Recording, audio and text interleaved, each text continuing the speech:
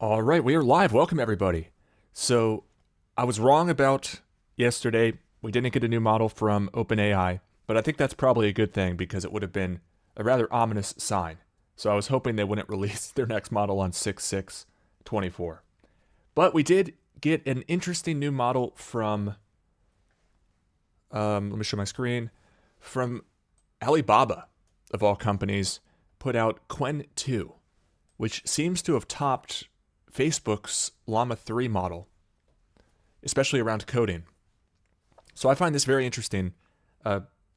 One perk of these open models, so-called open models, they do have some caveats here and there. For example, Qwen doesn't let you program or doesn't let you use their outputs to make a better language model.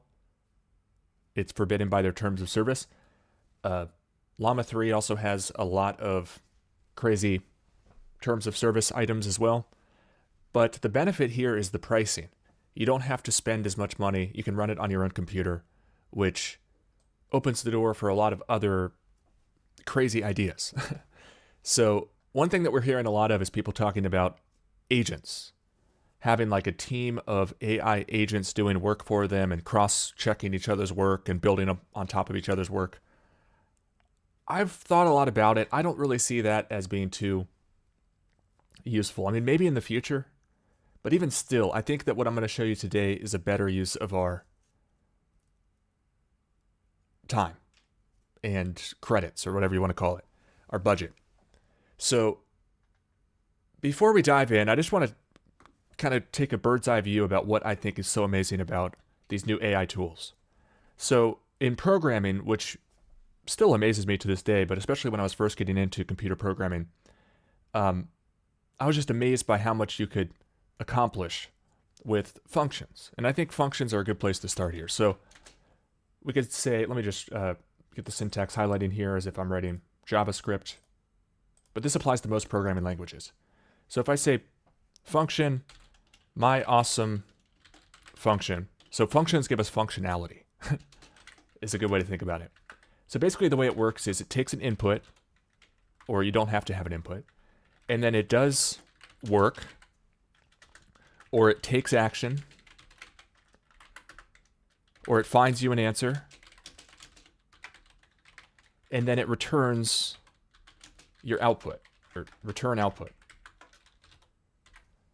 And so your inputs could be text, so you could have my text as input, you could have my number as input, you can have a bunch of different numbers, my num2, you can have a bunch of different inputs, you can have a bunch of different outputs. For example, in JavaScript, you could return an object with answer 1. This is the answer number 1. This is the answer number 2, etc., etc. You could do a lot with functions. And then classes give you even more capabilities, because you can wrap basically variables. So you can store information as part of a instance of this class, and then you can have a bunch of different functions that give you functionality, and so you can remember things, and then you can do things. So what's really interesting, though, is these language models transcend all of this, and it gives us an entirely new way to think about inputs and outputs. So basically, we're getting entirely new types of functions. We could call this my AI function. It could take text and return an image. It could take text and return lyrics. It could take text and return an essay. That's not how you spell essay, but you get the point. You could take text and return code, etc., etc. So to me, I feel like this must have been what it was like when humanity found fire for the first time. Because we have so many new possibilities here, and I don't think people have really wrapped their heads around all the different possibilities. And I certainly haven't. And I've spent a lot of time really contemplating this and putting it to the test and running different text inputs through these different types of models, seeing what it can come up with. Super impressive capabilities. Now, there is sort of a ceiling about what they can accomplish, and that ceiling keeps rising. And we really haven't tried all the different approaches. And so one limitation that a lot of people put themselves in under is they'll just try a text prompt and they see the type of response, the quality of response. and they say, okay, this is what the language model can do. That's not quite good enough. But that's not really the only way to use the language models. There's different techniques, different workflows, where you're not just doing one prompt, you're doing a whole series of prompts. There's a technique called reflection, where you say, write me an essay about whatever. So it could be whatever, it doesn't have to be an essay. But reflection is where you get the first response back from the AI. And then the second follow-up question you ask, how could I make this better? And then it gives you some ideas, and then you say, okay, do it. So right there, you're enhancing the response, typically. I mean, it depends on a case-by-case basis. But what you're exploiting is the fact that a limitation of the AI is it doesn't have a backspace key. It can't go through and make edits after it writes something out. And think about how limiting that would be if you had to write an essay and just chain of thought, word after word after word. And the way it works behind the scenes, at least currently, I'm sure this will change, but it just predicts the next token based off the current sequence. So it says, okay, what's the most likely next token to use? And sometimes if you change the temperature of the model, that's the term, temperature, you'll do a little bit more randomization. So it won't be always the next most probable word in the sequence. It might just be picking from the top 5, for example. So there's a lot of different ways to go about this. You get big improvements if you give examples of exactly what you want in the prompt. A lot of it, I think, is really, one important aspect is to be very picky in what you're doing and what you accept from the LLM. So this is kind of like reflection, but it's more targeted. So instead of asking the LLM, how could this be better? Okay, do it. You look at it and you decide yourself how it can be better. And you say, okay, make it better. It needs to do this, this, and this. So what I want to cover today is a number of these topics in the realm of doing workflows. And one workflow that I think is really important is making web technology. For me, I just keep coming back to web technology. I think it's really a valuable skill to be able to make websites because you can do this for other people, for companies, for yourself. I think doing it for yourself is the most rewarding and fulfilling. And I had some ideas about how to do this. I want to show people about jQuery plugins. I think that's one of the most powerful technologies. jQuery is a free JavaScript library that we can use. And so yeah, we're going to dive in. I also kind of wanted to follow up because I had a breakthrough as far as the neural networks go. So I'm assembling all these new components. Going back to this example here, we have all different types of new functions. Before, we could really just have a series of instructions that we spelled out in code, and that could accomplish a ton. But the problem is it couldn't create. And some people might say that AI isn't creating anything. And I think you could make that argument. But at the same time, it's introducing novel ideas in the form of code, text, music, artwork, all sorts of new realms have been tapped into here. And so I think we need to think about, okay, if we have all these tools, we have neural networks, we have BERT for text classification, which I think people are sleeping on that. That's huge. And we're going to talk about some ideas with that today.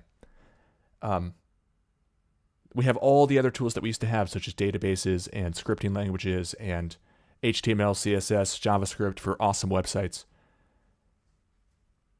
And then we have to think about how can we combine all these ingredients? How can we combine all these components to make something really awesome? All right, let's try to keep the chat on comment. It's almost like this person's trying to troll me here. If you guys can't keep on topic, I'm going to time you out. All right, so what was I even saying? You see, you're distracting me with random nonsense in the chat.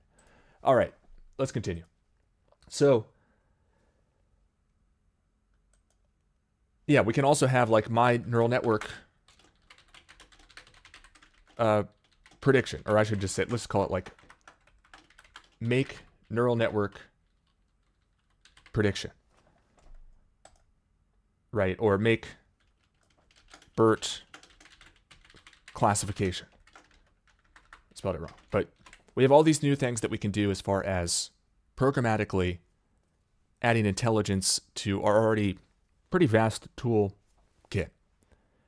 So what I want to do today is work on jQuery plugins, show people what jQuery plugins can do, how to make them, my thoughts on them. Because if you just ask ChatGPT for a jQuery plugin, it's very lackluster. It could be a lot better. So let's start actually by doing that, and I'll show you what I mean. So as much as I hate the company, I do think that ChatGPT 4o is one of our best options for writing code for us, writing text for us, et cetera, et cetera. And I do like that these other alternatives are popping up. For me, I spend the $20 a month to be a pro member for ChatGPT, and I might be right or wrong for it, but I think that there's a lot that we can get from it. So I just do it because I'm still amazed by this technology.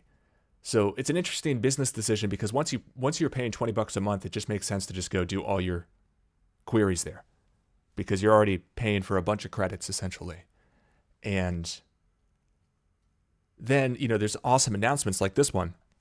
Qwen 2 came out today, and their $72 billion parameter model in many aspects seems to be much better than the old best open model, if you want to call it that, Llama 3 from Meta. Llama 3, 70 billion.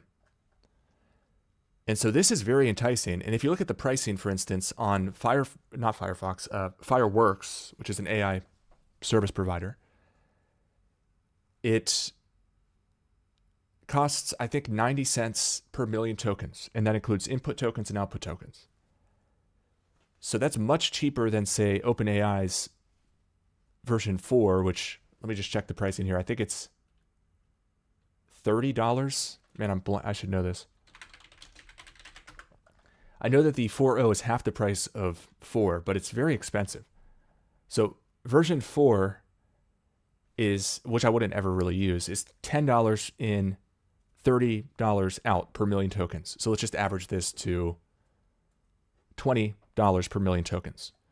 So how much less is, let's see, 0.9 minus 20 divided by 20. So it's 95.5% less than OpenAI if you're using the API. But if you're already a pro member for ChatGPT, I just always find myself going back and just asking questions here. But the benefit to using an API is you can do a bunch of cool programmatic things. So you can automatically enhance your prompts by first saying, okay, here's the prompt. Do you have any ideas of how I can make this prompt better? And then it makes the prompt better. Then you send that to the language model API. Or you get a response back from the language model, and the man, your comments are so confusing, Smith. I'm just going to change the screens. I can't even look at that. Please leave me some comments that are on topic if anybody has any on-topic comments to get me back on track. And welcome, everybody. Thank you for joining. So let's just dive in here.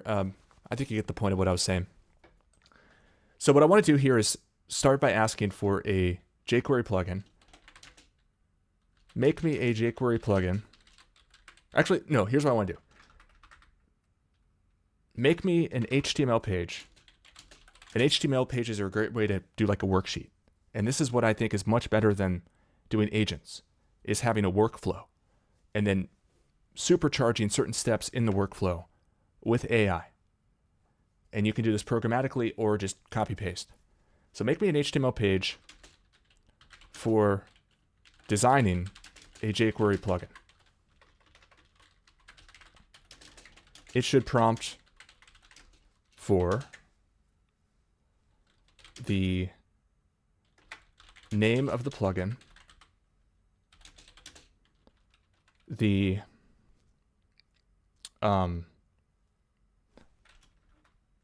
objectives of the plugin, and there should be a submit button.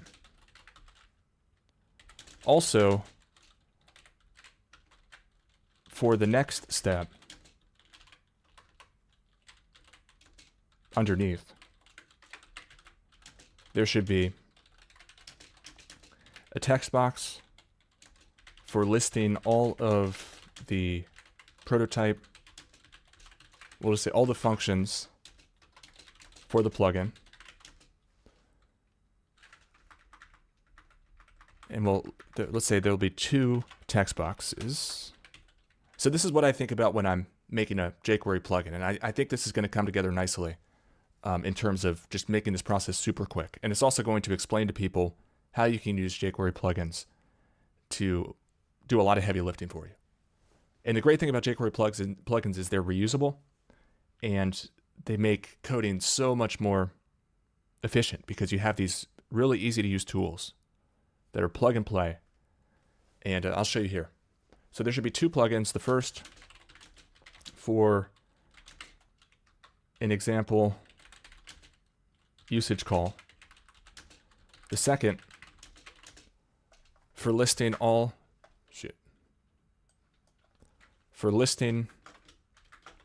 of the functions the plugin will support.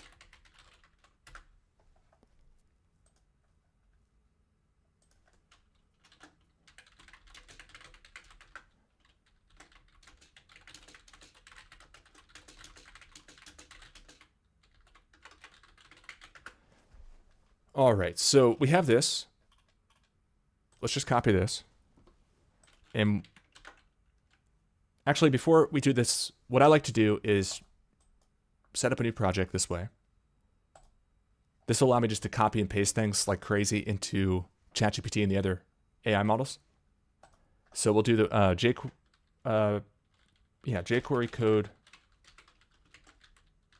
maker, or jQuery plugin maker.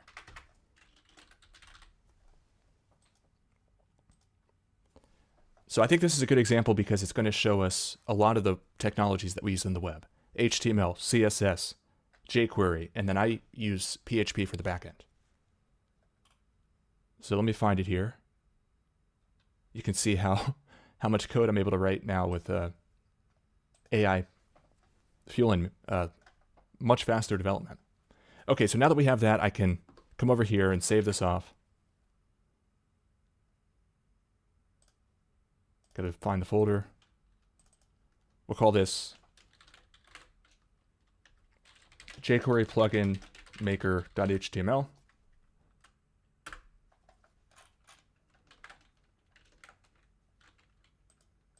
And just grab this so I can open this up in the browser.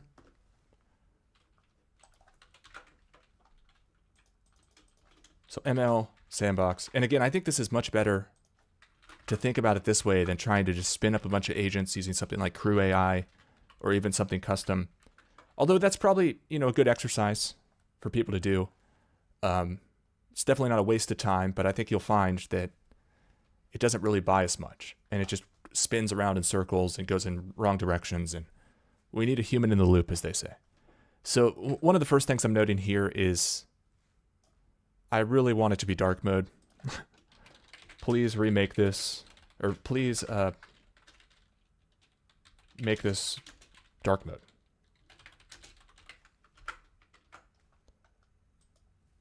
But it's pretty good here. So the plugin name, the objectives, the next step. We'll call that functionality. Let's get the response back here.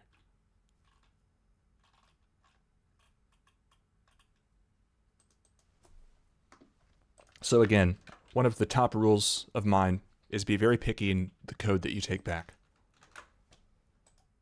All right, so here we have the plugin name. It's going to be jQuery plugin maker. And actually, ultimately, I think I want to wrap this into its own jQuery plugin. But let's just get started with this. So jQuery plugin maker, then the objectives. I want a, well, it's a little confusing because we're making a plugin about making plugins. Maybe we should pick something else to start with.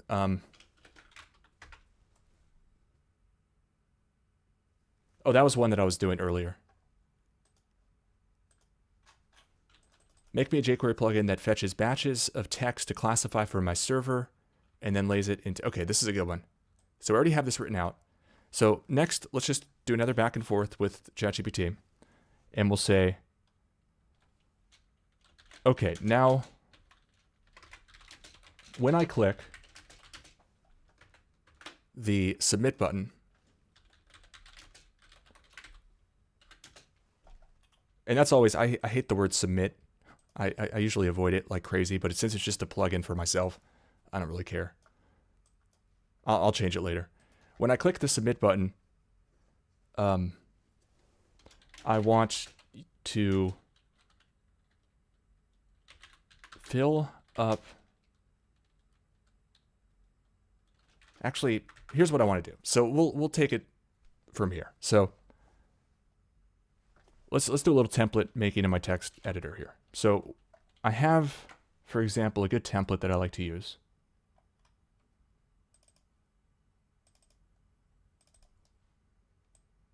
This will get us further along.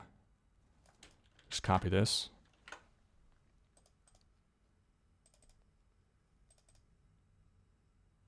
Shit. Okay, that's fine. Okay, so basically we're going to fill in some of this stuff. And I think by giving it a good example, we will save a lot of time here. So plugin name here, object. This is going to be the plugin name. And then down here, this is going to be the plugin name. And then here, this is going to be the plugin name. And then, so I'm just filling in this spot here because I've noticed that if I give it my template, it gets confused. But if I start filling it in already, and then if I do, for example, all my plugin functions, it's going to be much better.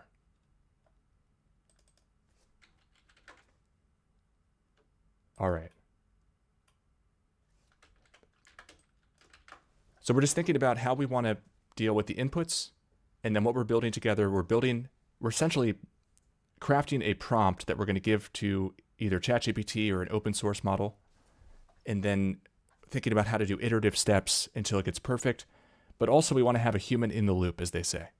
We want to be able to guide the process, and I'm going to look here and I'm going to see what the usage call looks like, what the list of functions looks like. And I don't want to have to fill this all in. We're going to use the LLMs to help us fill this in. And then we're either going to use the LLMs via the API to actually execute the big master plan, or we're just going to copy and paste it into 4.0 and leverage the fact that I'm already a member there. All right, so let's go back here. Now that I have this, when I click the submit button,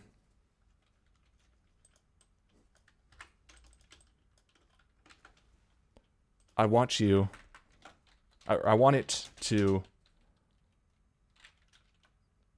let's add one more step here at the very beginning of the prompt.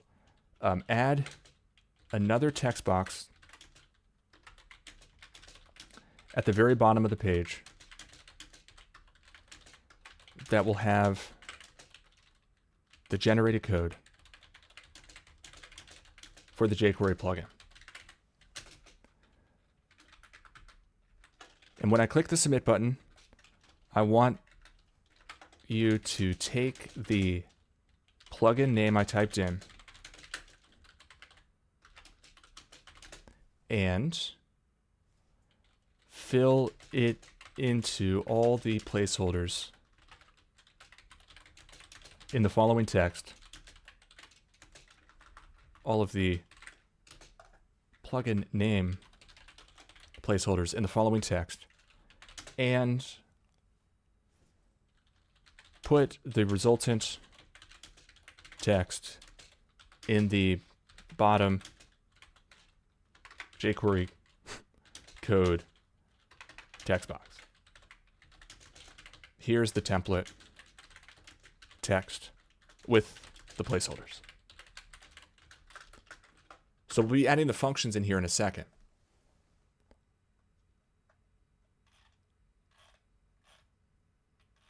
But it's going to generate again the HTML. So I just think it's really amazing. Like, I sit down for a programming session And before, maybe I'd write, I don't even know, it's almost embarrassing to look back, 500, 1,000 lines of code.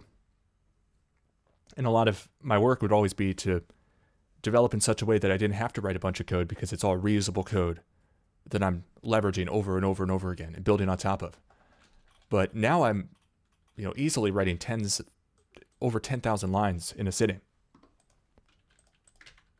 So the speed of development has gone way, way up. Okay, so let's try this out here.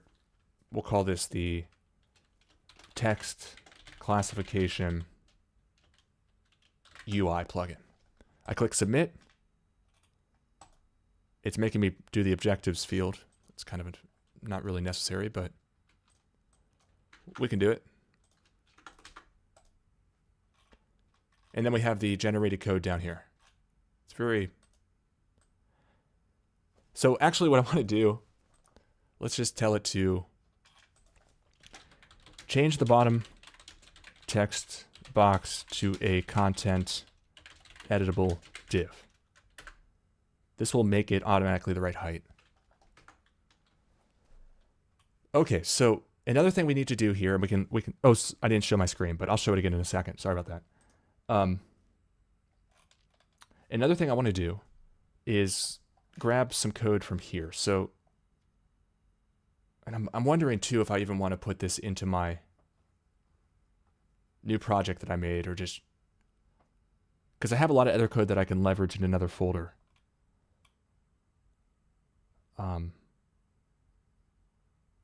We'll just copy it in. So, well,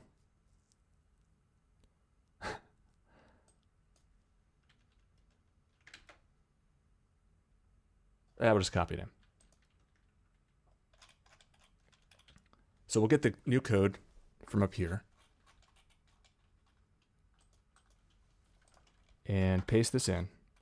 And then I want to grab the code that's going to let me talk to all these different LLMs. And I've got like 100 different models that we can plug into.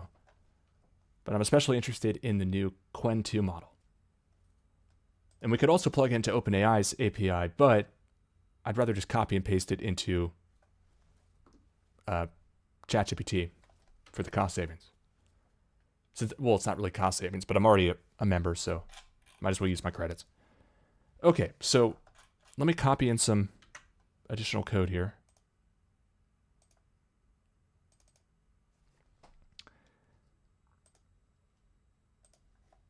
Okay, I need AI client. So again, this is why it's so great to use reusable code. Let me find what I'm looking for here.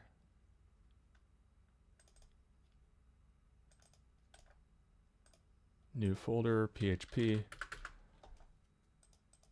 So let's see if we can remember what I need here. I need AI models JSON.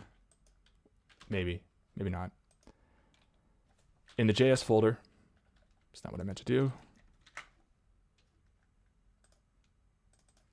This is the key code here, and then I also need all my credentials. AI client.js. These are all my helper functions for talking to the APIs.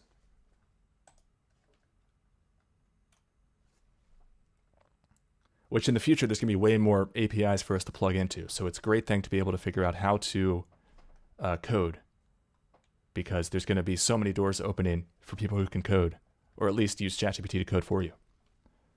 All right, and the other things I need here in my PHP folder, my config file that has all my passwords, all my API keys. I'm not going to open that on screen. And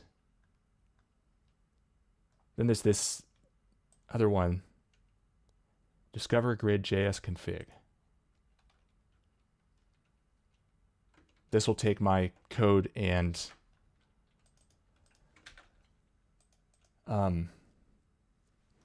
it'll take my config and make it available to the JavaScript.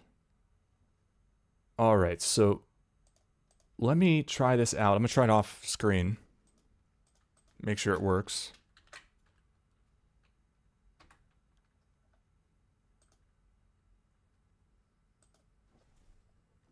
Be double sure here.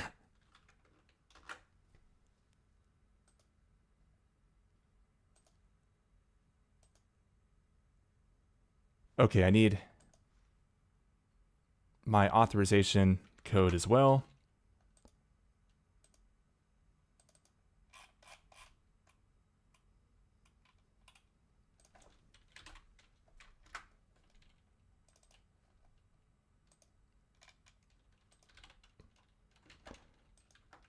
And this is a bit overkill for what we're trying to do, but since I already have it developed.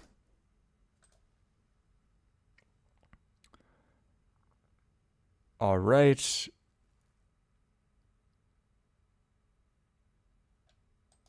Seems to work.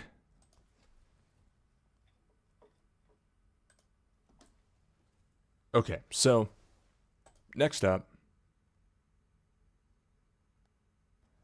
what I want to do, actually one thing I'm curious about, let me check this.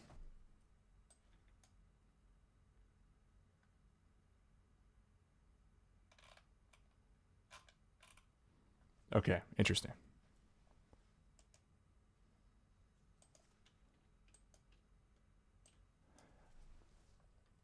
All right, so my jQuery plugin maker. So back to this. Now what I can do is get my other code here for run, I think it's run AI prompt. Yeah. So now I can just call this with my messages, host model,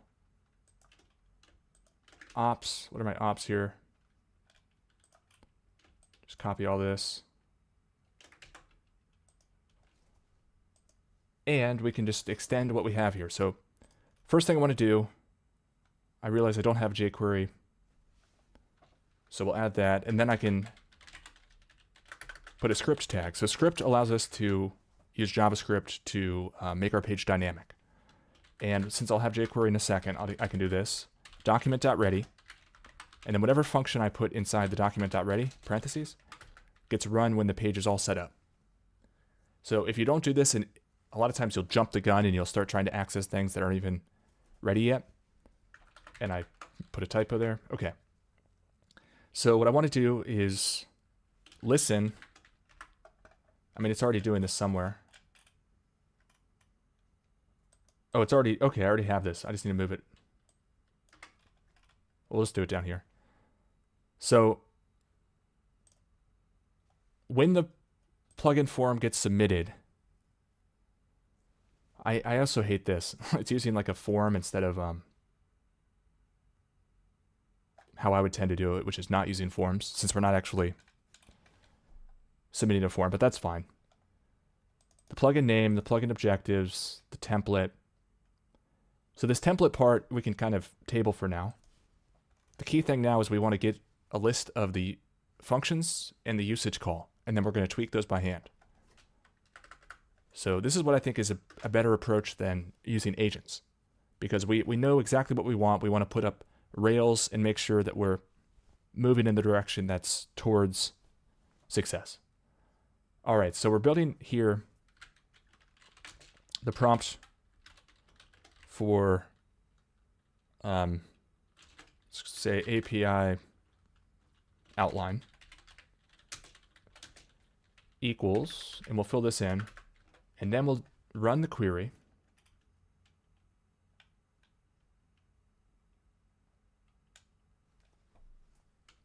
Gotta fix the indentation here. So the access mode, I think I want it to be host direct. Double check.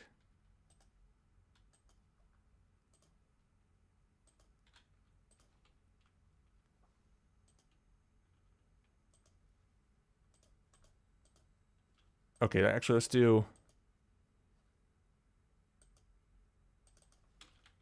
pinhole. Access mode pinhole. Temperature 0, I think, or 0.1. So the lower, the less creative it gets, but that's better for when you want it to be correct. Presence penalty, we'll do 0. Repetition penalty, 0. Frequency penalty, 0. So if you increase these numbers, the LLM will avoid repeating itself and will avoid other things, which could be good if you're writing something you don't want to use the same words, but for programming, I don't think we need that. So what we need here instead is, let's do messages equals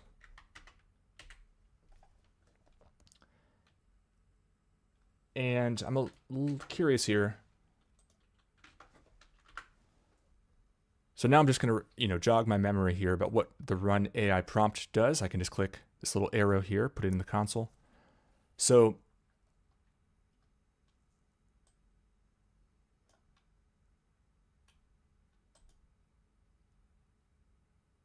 okay, we don't have an image URL, but we could if we wanted. A lot of these models support vision.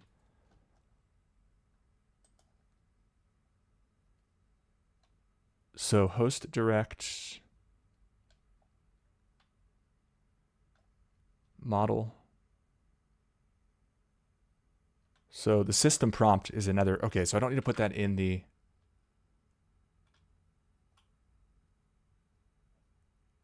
just trying to remember how this all works.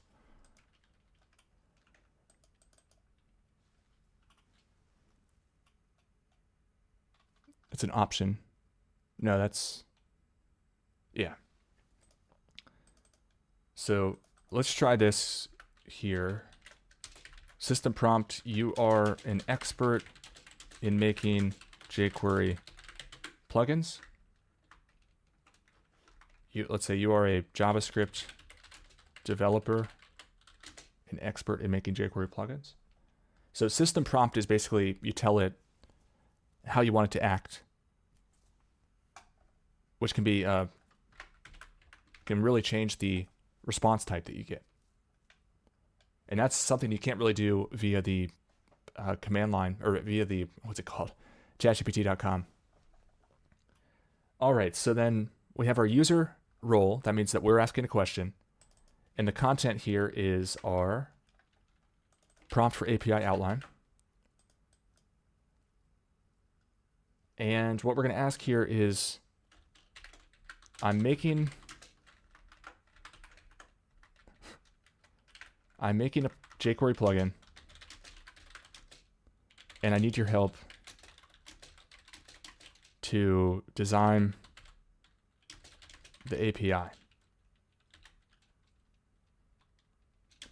Specifically, you are to tell me the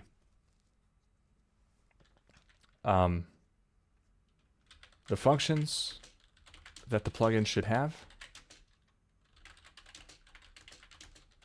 and an example usage that shows the options that we want to support. We'll say the main options. So when I say pinhole here, what I'm doing is sending it to a server that I have set up that's designed to be a proxy, essentially, so that I can talk to other servers that are out there, specifically the API providers, servers.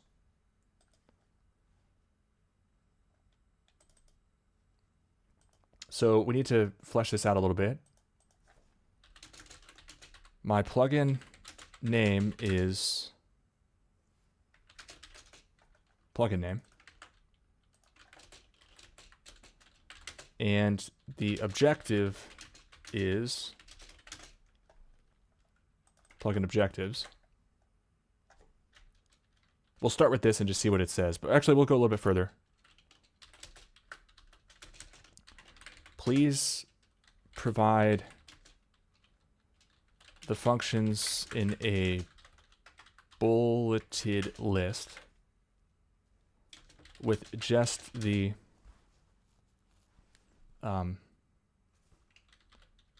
function name and the parameters in parentheses.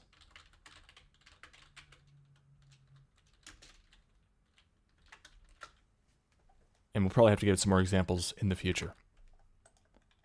So instead of having like a number of agents, which is what everyone keeps talking about, even though nobody's shown a good demo of having AI agents do work for them, we just want to have a very specific single stage here and we're going to see what it can do.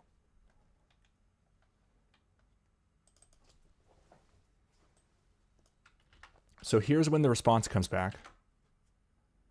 And this was work that I was doing on another page to be able to reply and say, that's pretty good, but can you do it again? And, you know, we might want to have something like that. But for now, we'll just do a log of the response.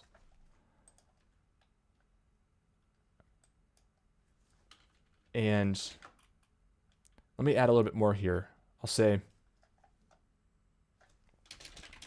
well, no, that's fine. All right, should we try this?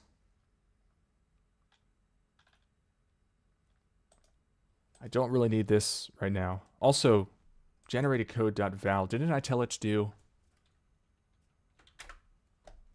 Yeah, I thought I told it to do a content editable.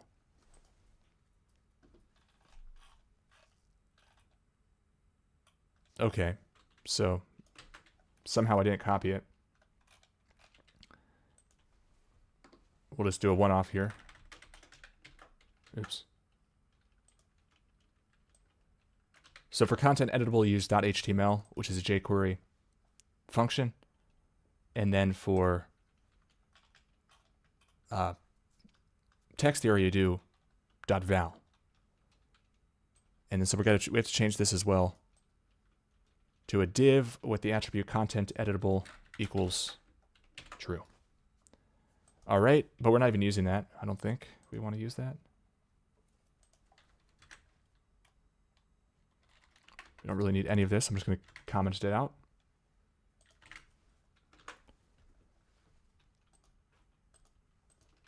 All right, so let's refresh this. I'm going to hide my screen just to make sure that it works without showing any secrets.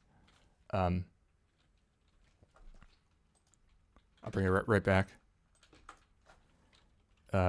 Text classifier UI. It's the name of the plugin. Hit submit. Okay. So I forgot to change this. We need to pass the messages object right here. The host is going to be Fireworks, and the model is going to be this ID right here.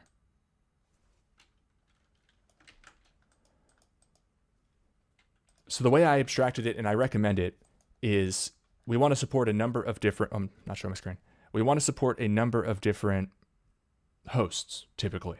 We don't want to get like married or tied down, locked down with just one provider, say OpenAI. That'd be a huge mistake. Also, I mean, there's great offerings like OpenRouter.ai, but the problem with OpenRouter is it sometimes it doesn't have all the models. For example, this model right here, it's currently only on Fireworks. So I'm not exactly sure what happened. Either OpenAI or OpenRouter is going too slow, and I expect it to be there in a few days. And that's probably what I'll switch to eventually. But it's also possible, and this is my suspicion, that Qwen2, the team behind Qwen2, partnered up with Fireworks. Maybe they got some funding or something in exchange for letting Fireworks be the only provider for a few days or weeks. I'm not sure. But as far as I've seen, they're the only online API provider of it. And I have seen, though, this is actually pretty good news. Let's talk a little bit about Qwen2. Hugging Face CEO here says we just got a #1 open LLM, a new one. So it just topped the leaderboard according to this metric here, which is impressive. Above Mixtral 822B, above Metallama 3, 70 billion. So it's interesting to see how there's this race to put together the best model. And here's some more benchmarks. So it's not far behind. I mean, it's somewhat far behind GPT-4o, which is currently the best in the world for many things. But as far as the price difference goes, remember, it's 95.5% less. then, well, I think that was for GPT-4, right? My calculation, wasn't that for $20? And 4.0 is half that price. So let me change my math here. Okay, it's 45.5% cheaper than 4.0. Qwen 2 is.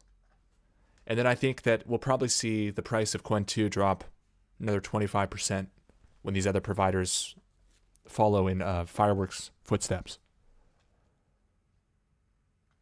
But what's interesting to me, especially here, is, mix eval hard is a good measurement. The Arena ELO, although we don't really have a measurement yet in that respect.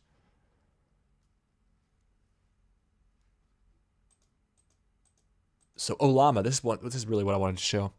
Ollama is supporting it, which is cool because Ollama is like free software that people can run on their computer and then download and run models for free. I mean, you have to pay for your hardware, obviously, and it kind of bogs down your computer sometimes because it has to do a lot of thinking. So there's benefits to just having somebody else do it for you and paying them per token. And so I typically like to just free up my computer. But it can get expensive, especially if you have, like, a lot of people are recommending and pushing people into having a bunch of agents running around doing crazy stuff and talking with each other and building and building and building and then evaluating and deciding what to build next. And I just don't think there's enough rails, for the train to go forward in the right direction. So I don't really like all this agentic stuff without any real great plan. I haven't really seen it work ever.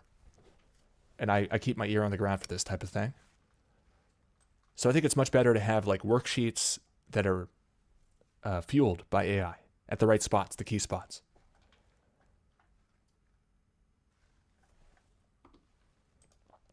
Okay, so let's try this again. I'll show my screen in a second. I just want to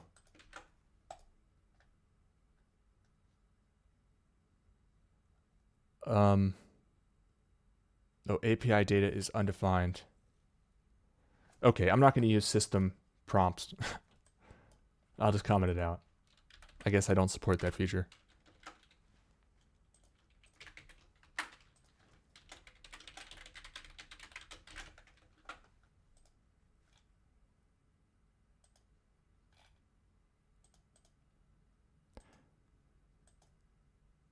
Okay, so let me show my screen here.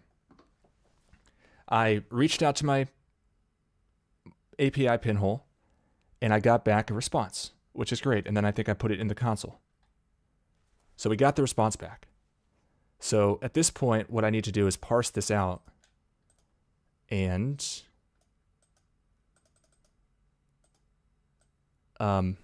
see what we're dealing with. So it says, here are the functions that your plugin should have. So what I can do now is just go to ChatGPT and ask it to build me a parser for this. And I actually have a lot of work done in this respect to building parsers and then having ways to try it out with a list of examples. And then as I improve my parser, make sure it works on all my unit tests. But this is just showing how I think we should go about repetitive work that we keep finding ourselves doing. So can you build me a parser that will detect all the functions and parameters in a string like this? And let me show you what I have so far in this regard. What did I call it? Parse prompt perfector. So I already have this page here. Actually, look, I already have something about this. I'm making a jQuery plugin for speech-to-text enhanced text box. Brainstorm function ideas for programmatic plugin access. And then it detects all of these functions and the parameters. I'm just going to use this. Let me find that parser. We already did this. I was getting deja vu. I'm pretty sure I've already built this. But we're doing, I guess, a live session here, so we can rebuild it. It's always easier the second time, especially when you saved your work. Okay, I gotta find, I think it's in my etymology folder, parsers.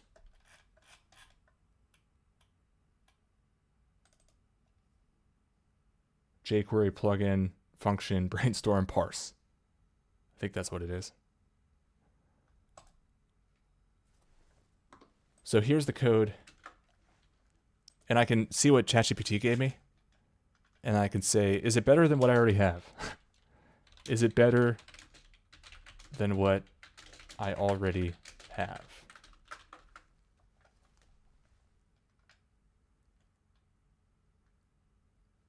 Yeah, I don't need parameter types and descriptions. That's fine.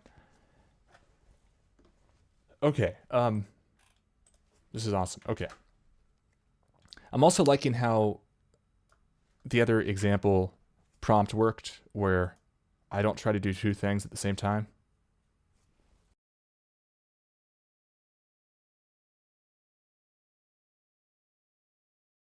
So as far as strategy, I really do think a lot of it comes down to prompts and parsers. I think if people spent half the time that they have, that they're just ranting about agents, building prompts and parsers, we'd be in a much better spot. All right, so let's go to jQuery plugin maker. Just paste this new function here. So kind of like what I was saying in the onset, it's amazing what we can do with a well-written function, which we can have AI write for us now. So this function takes in the text response from the AI, and then it's using this pattern to parse out all of the functions and their parameters. So it's using regex here. So instead of just consoling out, let's make sure I get this right. Instead of just consoling out resp object, we call this dot response. Also, I want to adjust this. I'm making a jQuery plugin. I need your help to design the API. Specifically, you are to tell me all the tell me the functions that the plugin should have.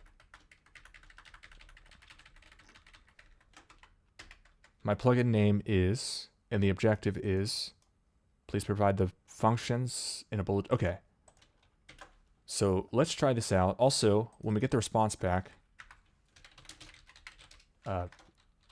function list equals, and then I'm going to do window dot function list, so then I can just copy it easily from the console in the debug mode, and then we'll just do console dot log function list, and we'll try it again here.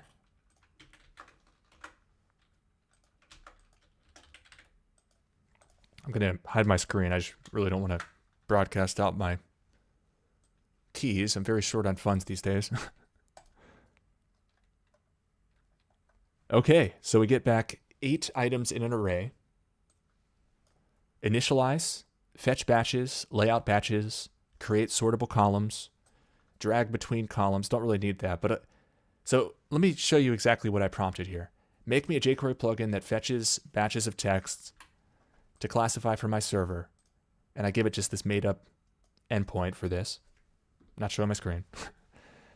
And then lays it out in 2 columns with jQuery sortable with the ability to drag items between the columns.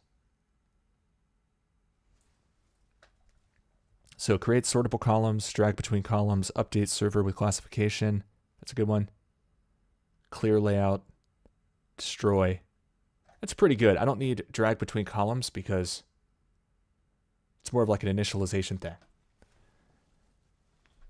All right, so what we need to do now is take this, and what I'm going to do is my favorite thing about, well, one of my favorite things about the console, which you can just open up with Control 12, Control Shift I, is copy. So this lets us take JavaScript data and then just get it right on our clipboard. So I'm going to copy function list. And then we can go over here to a new chat with ChatGPT. I need JavaScript to take this list of function names and their parameters and put them into a text box called.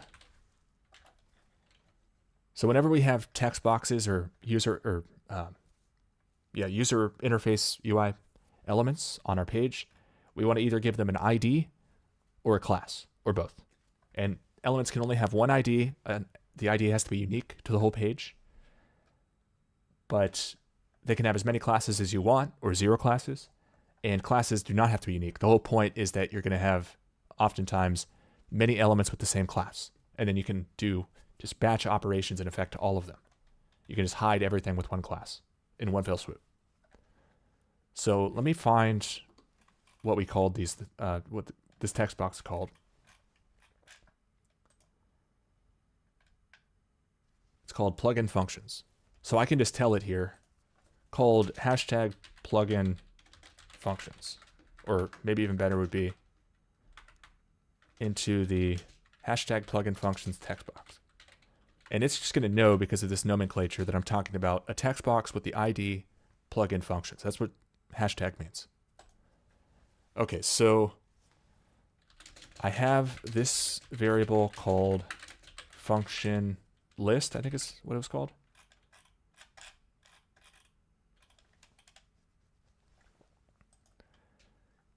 And it looks like this. So the text box content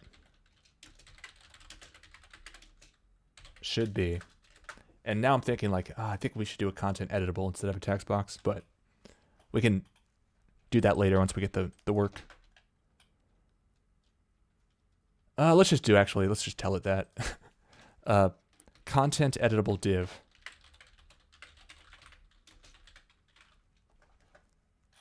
And I'll change that before we try it. So the content editable div contents should be, and I'll just do a couple of examples. Initialize element options,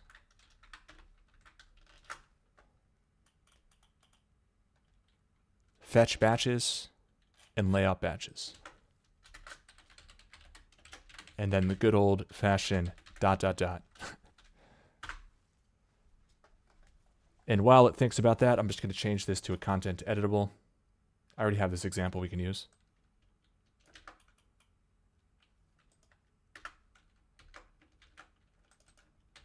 And also, I'm just going to take this opportunity to change it from being a form. I don't really want it to be a form. A form is like a specialized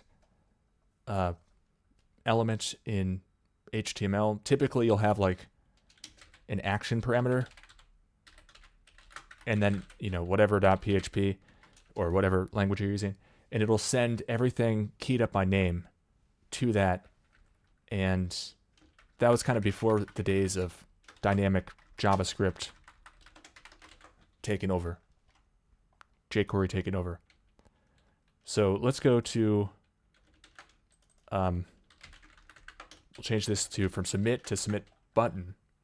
And then instead of listening for the form to submit, we'll listen for the button to be clicked. And we don't need to do prevent default. That's like the workaround to make form work even though we're not using it like a real form. And then what else here? That should work otherwise. And we have the content editable, so we can just come back over here, grab this code. All right, we'll take their function idea.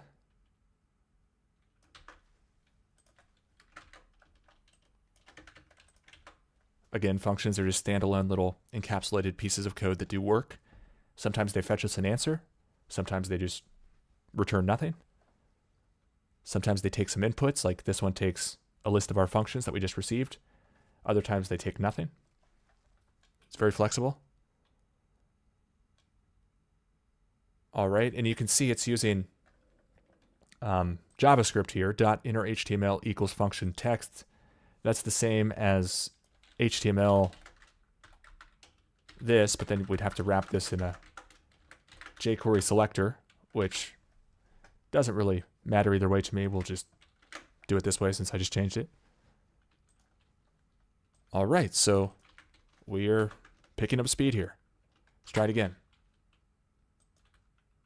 I changed the wrong.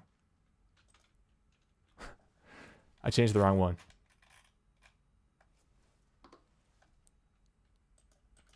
Yeah, I meant to do this one. Plugin functions is the content editable. Also the usage call. But then the plugin objectives was fine as a text box, text area.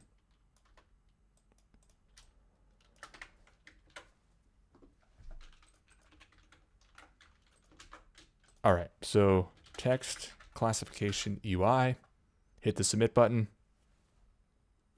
Oh, I was hiding my screen that whole time. So sorry. All right, here we go. So we click the button now. You didn't really miss anything. Just using ChatGPT to help us here. We have the list of functions, but it's not filling it into the code. So where is it going wrong? Let's trace this through. Again, sorry for the screen. I'll make it up here. Oh, we didn't call the function. So we brought this new function in, as you could hear me say without showing my screen. And we're just going to call this instead right here. Yeah, we'll do both. We'll console log, which adds it to our console, obviously. And then we'll also populate the field. Let's try this again.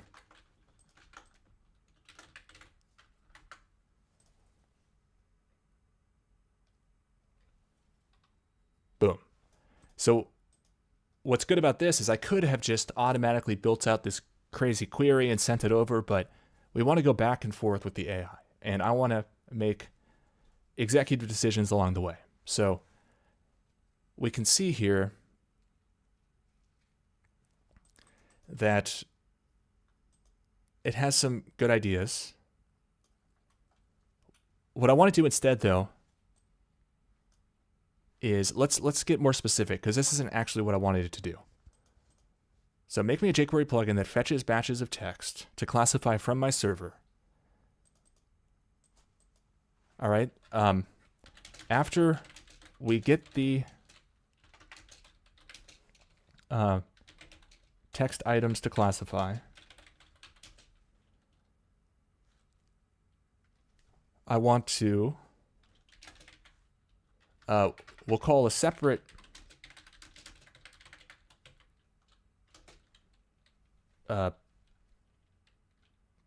what's it called? Web service. Let's say classify text items, or predict text items categories or something. .php, which will be using a BERT model on the server side to guess the category for each item. When that responds,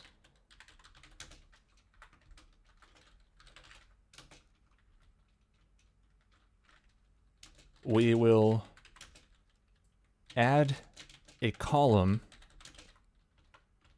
to our interface for each of the categories in the resultant set.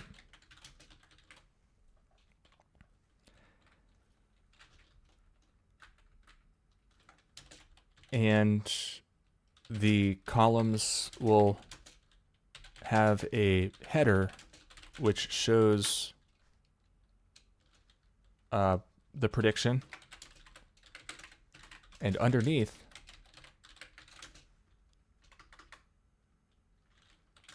all of the items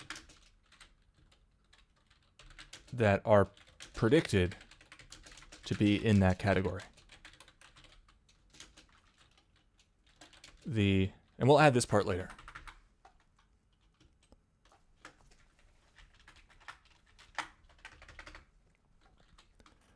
All right, so let's try it. Submit. So we're using Qwen 2, the new model from, I think, Alibaba. Predict text item categories, display predictions, update prediction, submit batch. I don't know what clear batches is. Yeah, we'll take that off. We'll take set option off. And we'll take destroy off. We don't really need that. All right, so that's pretty good. I'm going to save this list. It's going to give me a new list each time, which is fine. I'm also going to save this text so I don't have to write that again if I forget to copy it. All right, so the other thing is we need an example usage call, which should be pretty simple in this case, but let's just have it do this as well. So we're going to do basically the same thing we just did, but for a different prompt. So prompt for example usage.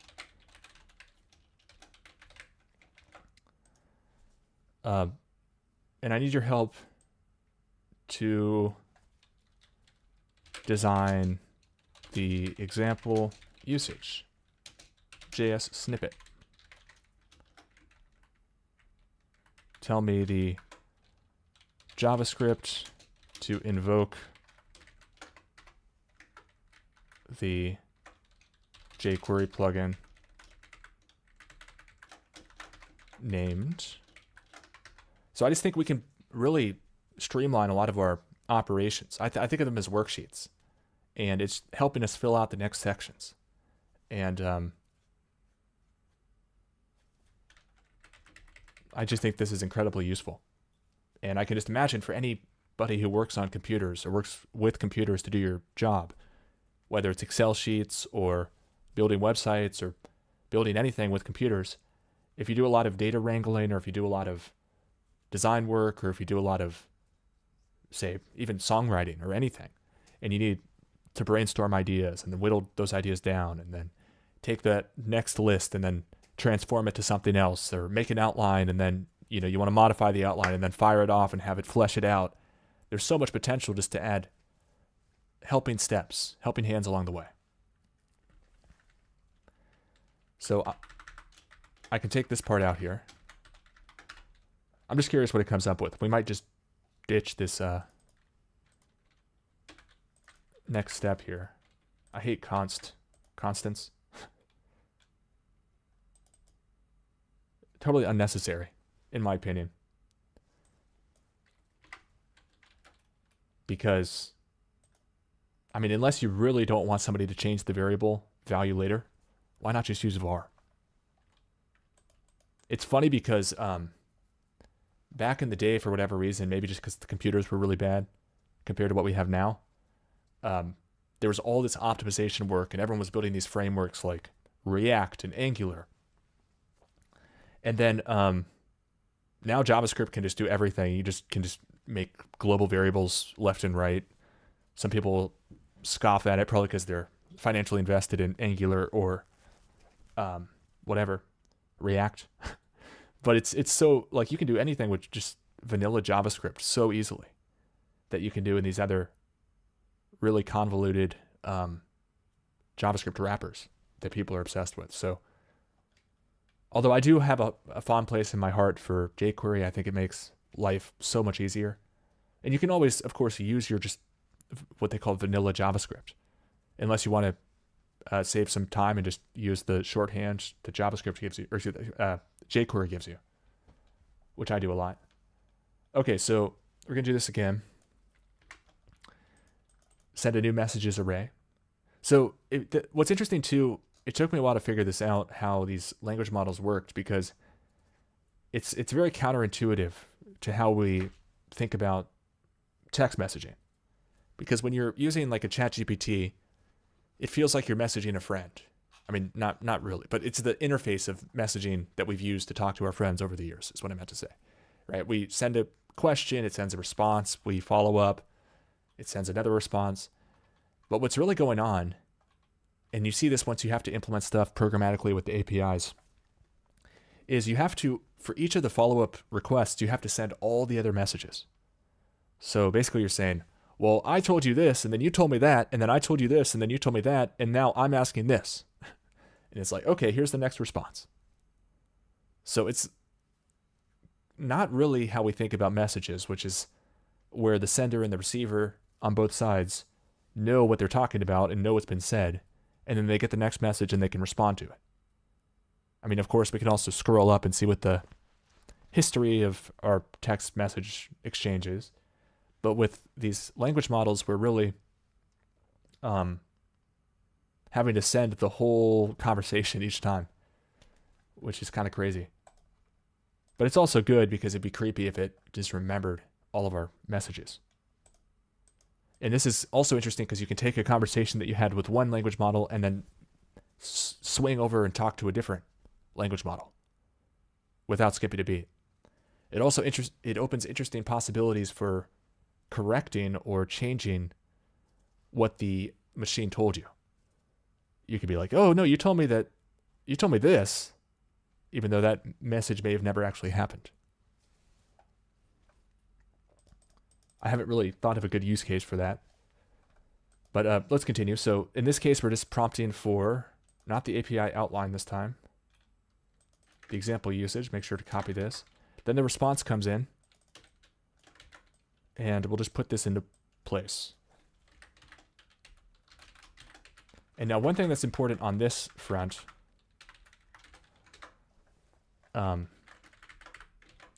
is it's going to be giving us line breaks that are going to be /n, which is, or \n, which is how line breaks are represented in many string formats when you're looking at file contents or just string contents. But what we want instead is to have the BR. So let's just get a little helper function here. A little help from our friends. Can you give me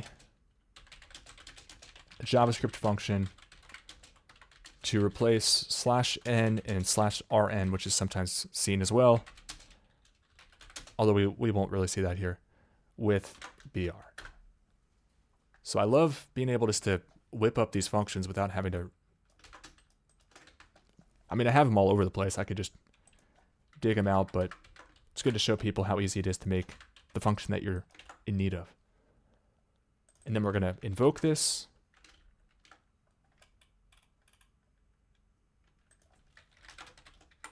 With the response that we received from Qwen2 as the sole parameter.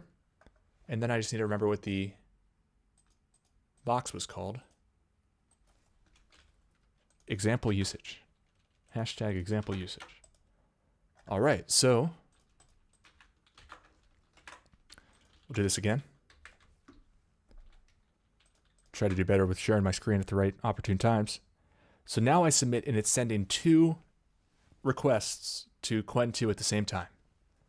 And then the response comes back. The problem here is we need to parse this out also. Yeah, so let's just ask ChatGPT to help us build a parser for this. Can you build a parser for extracting the first JavaScript code snippet from Markdown string. So this is called Markdown format. That was a big revelation that I had. I'm pretty sure I was live streaming. It's a great place. It's a great source for revelations is to do live streaming. So, okay, this is important to note. Okay, it's defaulting to Python here, which we don't want. Also, at first I thought this was doing Node.js, which is a problem that you'll also encounter probably if you're making JavaScript and you say, can you give me some JavaScript code to do this? And then it gives you something that has like an import statement. That's not the right type of JavaScript. There's something called Node.js, which is pretty cool. I don't really use it for too much unless I get pigeonholed into it. Like I use it for tree sitter, which allows me to, for example, on, I don't even need to show it. I don't have a good example open. Well, I can open one. So on this page here, my code sculptor page, if I go to example FFNN2, which is one of my many iterations of trying to get these neural networks figured out, you can see on the left that for this class here, I have like a little mini outline. Simple neural network, and then underneath there, forward and predict. Simple neural network is my class in here. And then forward and predict are, that's weird. It's not, it's not getting all my functions. I need to fix that. It should have many more than just forward and predict. That's weird. So it's not working. But my point is I'm using something called tree sitter to extract this outline. And tree sitter works best in Node, I've found. So I just use Node. But the thing that I'm trying to convey here is that we want what's called vanilla JavaScript or JavaScript for the browser, not Node.js. Definitely not Python. So there's a couple ways that you can interface with ChatGPT for code or for anything else, text or poetry, whatever you're doing. You can either do a response and be like, no, I don't want Python, I want JavaScript. Or you can just hit the edit up here. And usually if I think I missed some instructions that I should have included, like which language to use, I'll go back up and edit the initial prompt. That way, it's way more concise. If I have to do more follow-ups, I don't have 10 messages, I have, fewer.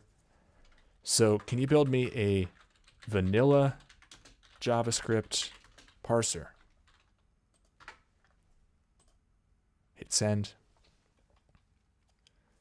So it's giving me a function here, extract first JavaScript snippet, takes a markdown string, perfect.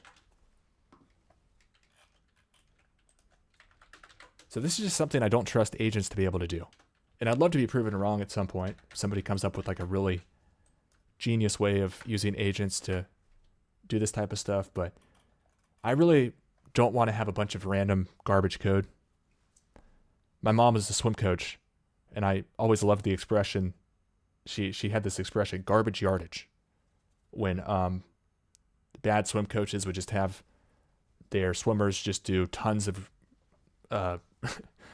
swimming without really considering what's the word? Form, style, good technique. That's the word I'm looking for. Good technique.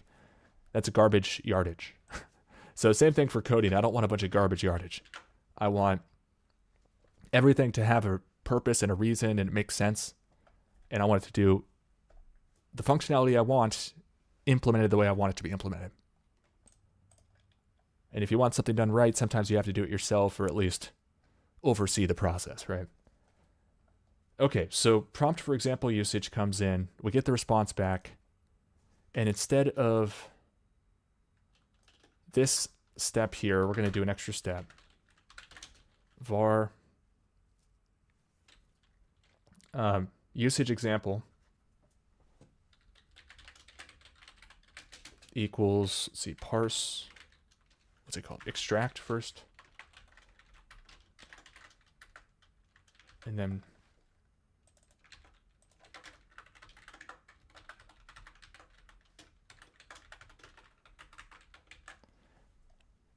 Okay, so then that should help, right? Let's try it again.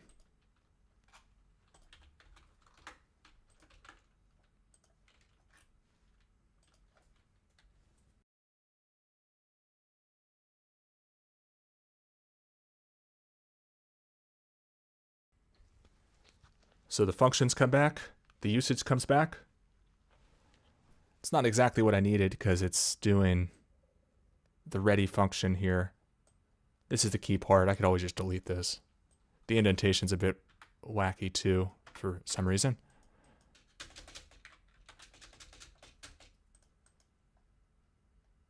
But I like it. Then I'd come in here and want to design this better. So get batches to classify URL. So basically it's sending the endpoints for these key server-side web services. And that's fine. We definitely need those. I'm just thinking, is there anything else? Then we have some more ideas here. Fetch the batches to classify. I don't know. Let's change this to like text items to classify. Display text items. We had this other one. Yeah, I was also doing batches to classify, but did I say batches up here?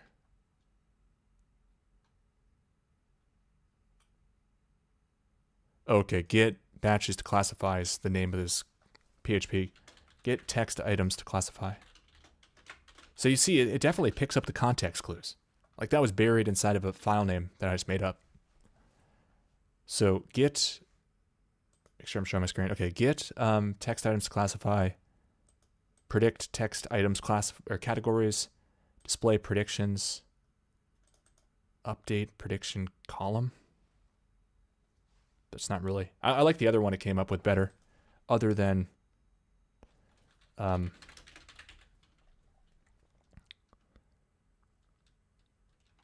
these, which should be changed.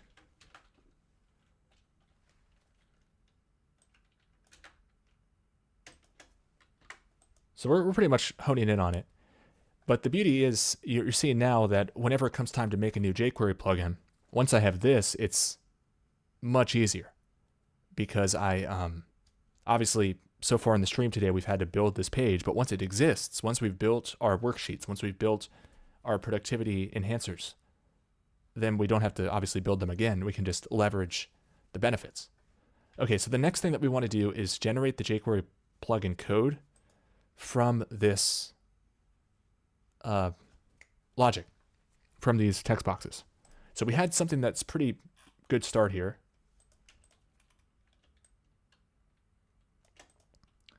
So what I want to do is copy this as a starting point. And so here's an important lesson about the asynchronous nature of JavaScript. If you just have a bunch of simple instructions in JavaScript that run synchronously, then you can just assume that it's going to be top-down. Every command runs after every other command. So for example, down here, these functions that we just wrote, these are synchronous. I know that this line here is not going to run until this line here. And this line here isn't going to run until this line, which is going to wait till after this line. And they run one after the other. The loop makes it a bit trickier because this is a for each, which is one of the many types of loops. This is going to run this line, this line, this line, this line, this line, this line. It'll dive in here if evaluates the true. But it's going to go through here over and over again until it's done every single item in our function list. And then it'll go to this item. But what's different up here is we have some asynchronous functions. And namely this one here, run AI prompt. So what's interesting, and I could show with the debugger, but I'm not going to do that. Just take my word or not. Do your own experiments if you don't believe me. These AI prompts are going to fire, and this function will essentially be done before we get the response back in either of these cases. And basically these closures here, marked by the curly braces, will run exactly when each of these prompts is done, which is the perfect time to run it, right? But if I want to do something that automatically does the next step after both of these prompts are done and the processing is complete, I can't just put it down here, even though it's after both of them. I'd have to have some way to track that these items are done. I've solved this a number of different ways in the past. There's ways that you can, there's various ways that you can track and make sure that all of the things are done and then do some final stage once they're all done. But instead, why don't we just have a text or another button here? We'll have a generate button. And I meant to change the submit. I don't like the word submit. I don't like to click on buttons that say submit. So let's find that button. Here we go, submit button. We'll just call this go! Exclamation point. It's better. And then I want something similar here after this. And also I don't like the text here, next step. We'll call this design API. And then down here, we're going to have generate button. Generate, exclamation point. And then, so a lot of programming is just coming up with names for things. Coming up with class names, coming up with ID names, coming up with the text to put in the boxes, the buttons and stuff. And you want to pick good names. So we have a generate button, so we can come over here to where the submit button is being handled. And I'm just going to do the same thing, but for generate button. And so I'll just click this when I'm happy, which is going to be an extra step, right? Because if I did it right after I get the 2 responses back, then probably I'm going to want to make some manual changes. That's the whole point of the sheet.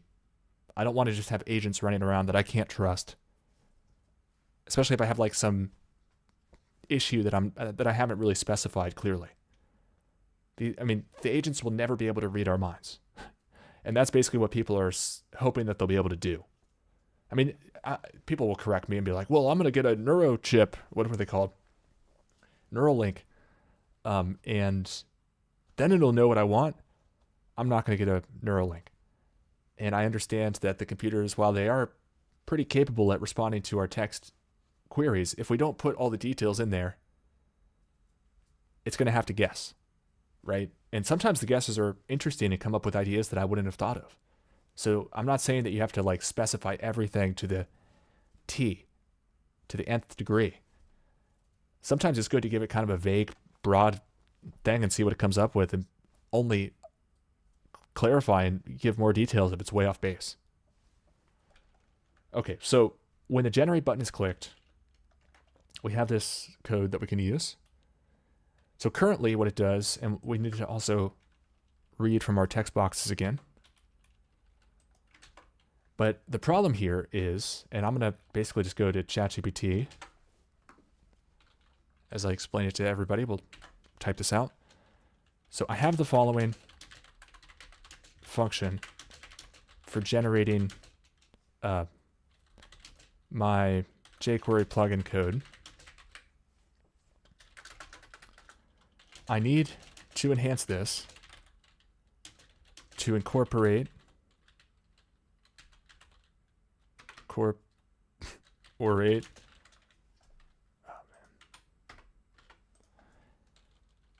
a function list that is in a content editable div called hashtag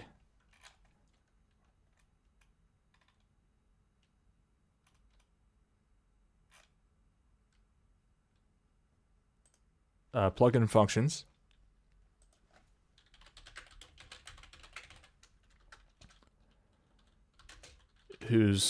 which contents will look like this, for example.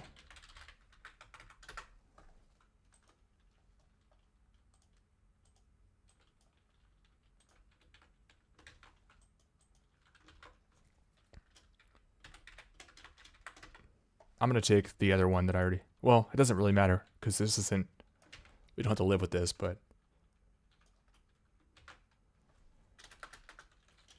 what I want is for the functions to be added with a single comment saying to implement the function. Each consisting of a single.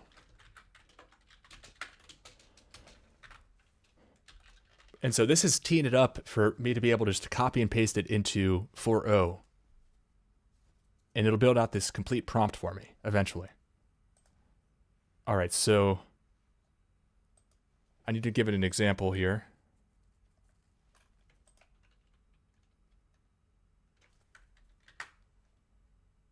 Let me go back to,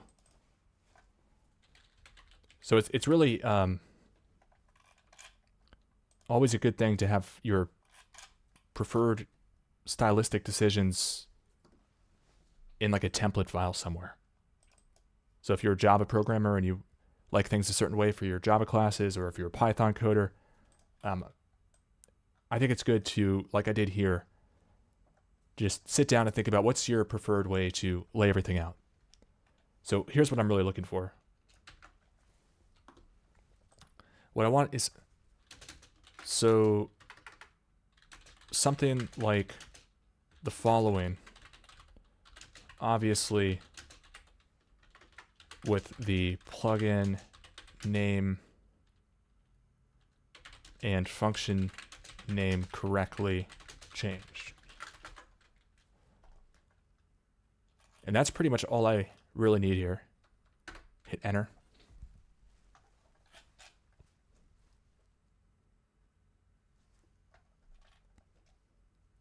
So it's grabbing the functions from that box this time. So we've done a number of changes. We got it from the server from Qwen, hosted by Fireworks. We changed it manually, perhaps. It's all in that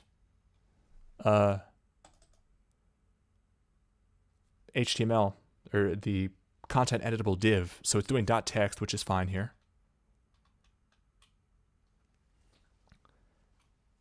All right. Let's try it.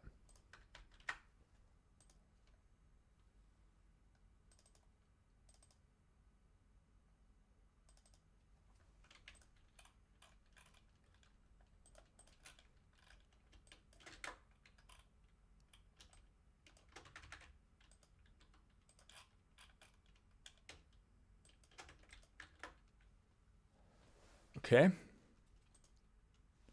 And I think actually I don't need to tap this part in. Okay. Let's try it.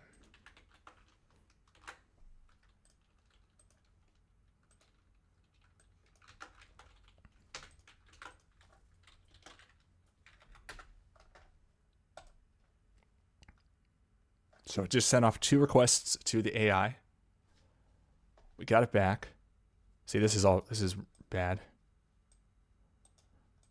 Doesn't really matter though. We don't even really need that part of it at this stage anyway. Initialize options, fetch text items, display text items. I'm curious how this broke though. Actually, we do kind of need this. Okay, so it gave me a function on categories predicted. So this would be good actually to have a global variable just for my ability to debug this. So run AI prompts gets me the function list. And I'm just going to do window.usage example here. So later I can, let's actually just save this as that. And then do first JS snippet.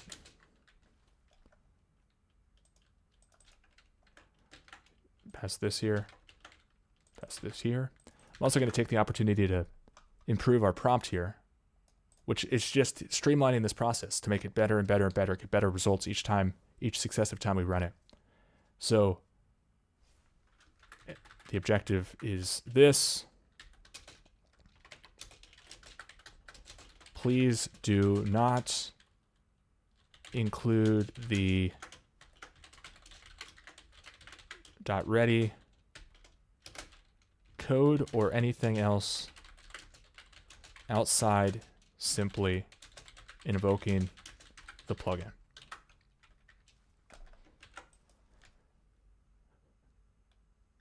All right. So, the other thing though we wanted to try is, we'll just click generate here. So I don't really like it. It didn't work.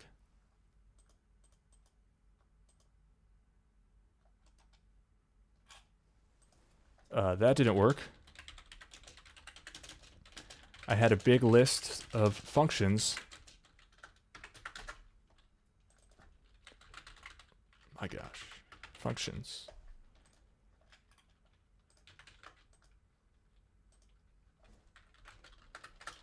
And it simply added this.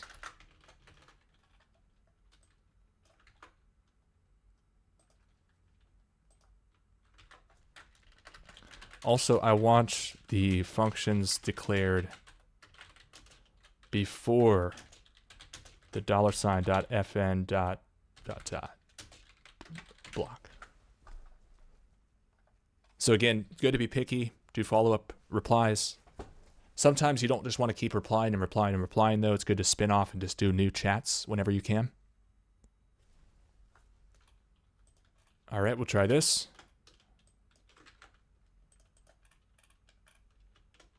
And I'm about to look at the chat in a second, so let me know if anybody has any questions. Haven't looked in a bit.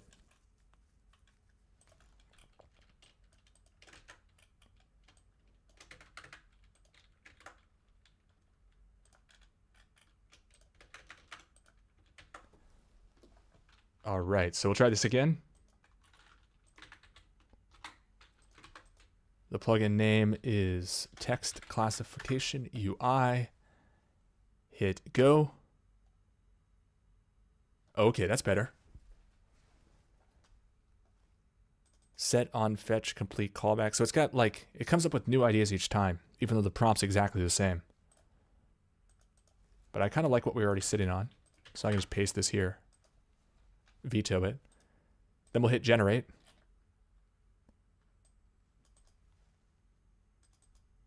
It's still wrong.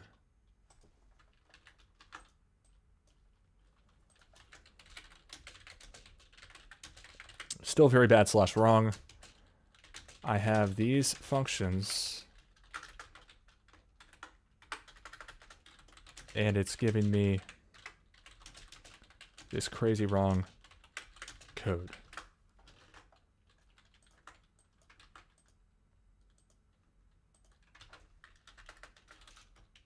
The HTML of the div is, make this as clear as possible.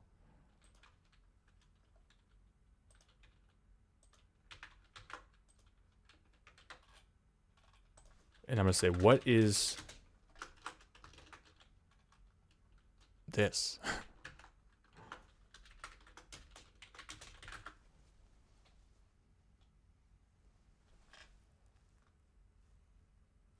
All right, hopefully it'll get on the third try here.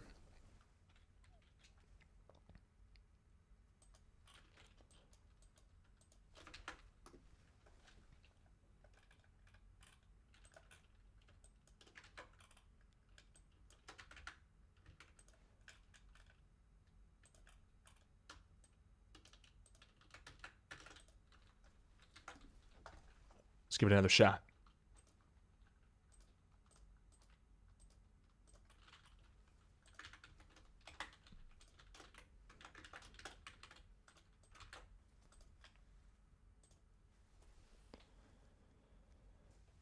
Okay, so it's giving me a function here that'll be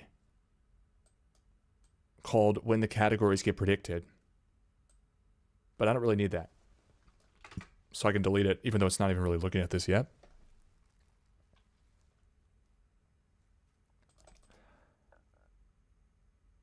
So the reason I have this is because in the future, what I'll be able to do for any given jQuery plugin that I'm making. So for example, I'm seeing here, oh, we need something to do update category URL. Update category URL. And I probably don't even want to have it URL based.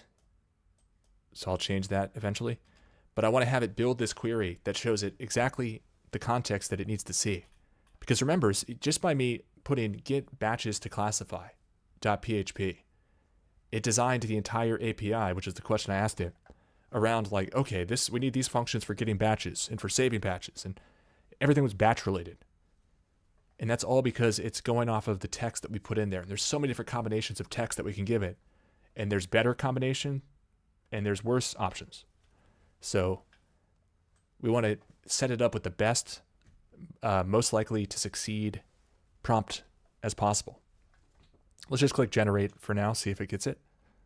Okay, so that's much better. You can see it's doing the text classification UI object prototype dot whatever, the function name equals function, and then it has in parentheses the variable that it needs or variables that it needs, the parameters.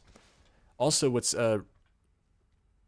I should mention, this is using something called the constructor function methodology. So this is a constructor function. We're making a variable equal to a function, and then we can make a new version of this, a new instance of this by calling that function. And then we're on top of making this function, which does all the setup stuff, we have all of these additional functions baked in. And then when it's time to implement, it does var instance equals new text classification UI object. We'd probably want to add maybe down here instance.initialize, right?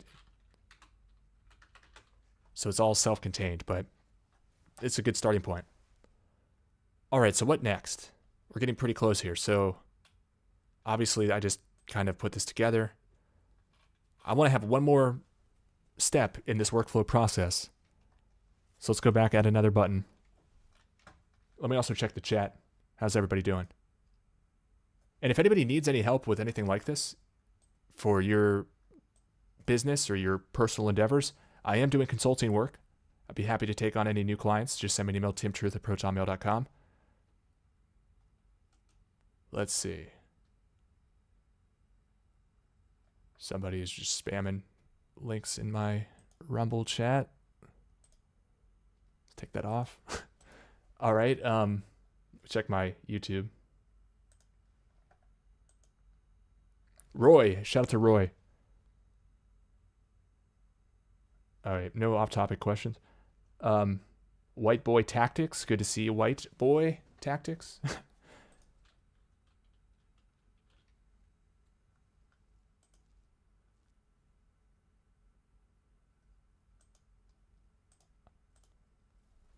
All right, so let's continue here.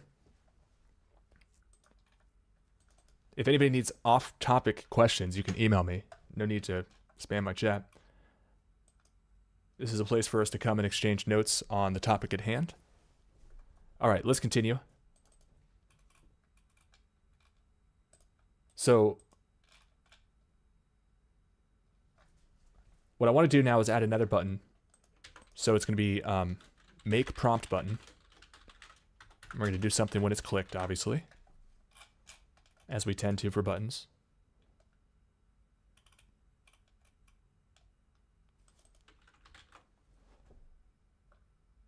Make button, or sorry, make prompt button.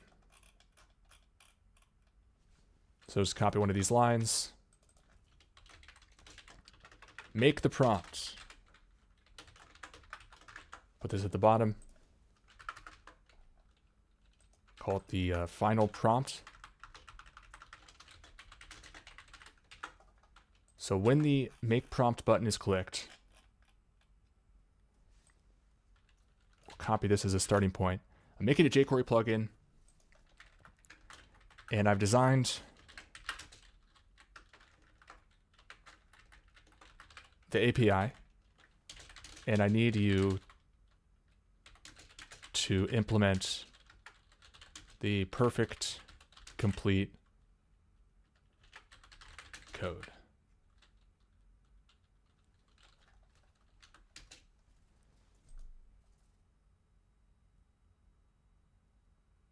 All right, so you're to tell me the functions that the plugin should have. No, I already did that. My plugin, so I'll keep this bit here. My plugin name is this. The objective is this. Here is a skeleton. Or let's call it a rough draft. And I need you to implement all the functions.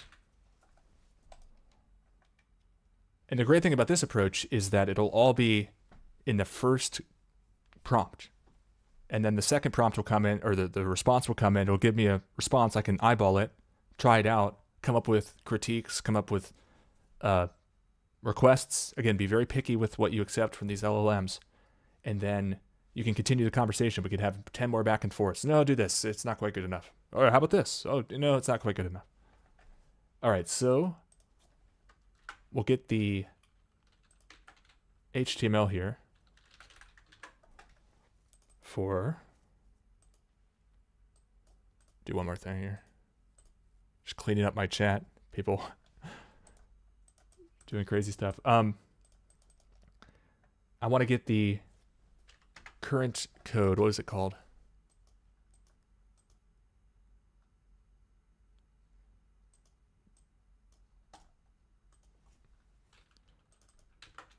Generated code. And the good thing about having it be a content editable is I can edit it.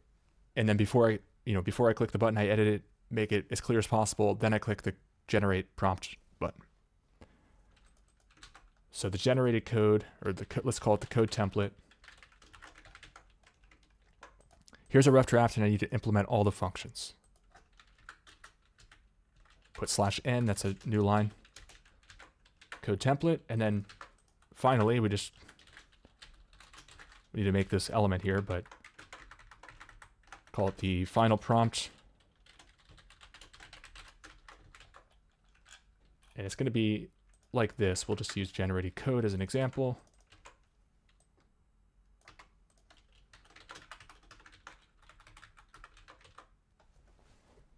Make prompt. Final prompt. Should I put let's put the button in front of the header. Okay. I think we're good. Should be clear.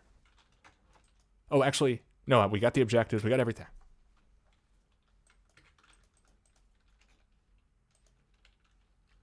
Just copy some stuff into place.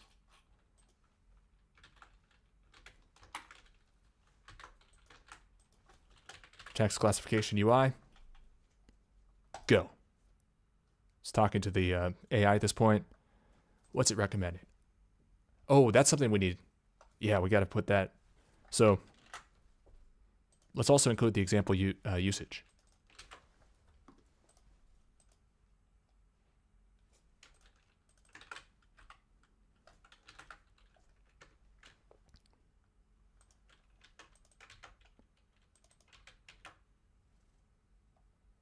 Example usage.html. So I'll say, here is what I'm thinking for the example usage. That's better. Like, the more context we can give it, the better. And the quicker we can just spin up these prompts without having to really toil over the keyboard, the better. So it says get text items URL. That's not very good. Okay, I see what it's saying. Predict categories URL. On categories predicted. Again, we don't need that. This is why I wouldn't want agents running around, as so many people are pushing people to do. So initialize fetch items to classify, predict text items categories, clear classification UI.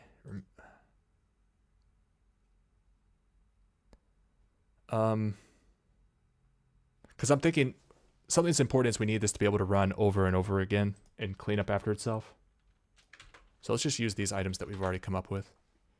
In the future, I might want to have some way to do a like reply or I don't know. A reply would be cool. Like, actually, no, you're way off. Fix that. Do this. So example usage call, text classification UI, get text items to classify, predict text items categories, .php. That's good. It's fine. Generate. So that's just using JavaScript. We're not talking to the AI.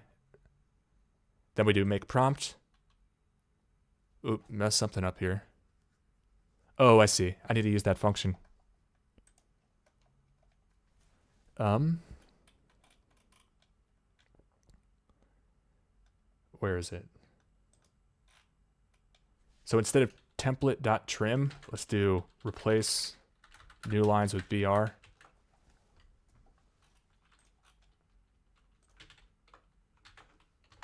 One more time here. Text classify UI, put the objectives, go. So it's doing two calls, asynchronous calls. All right.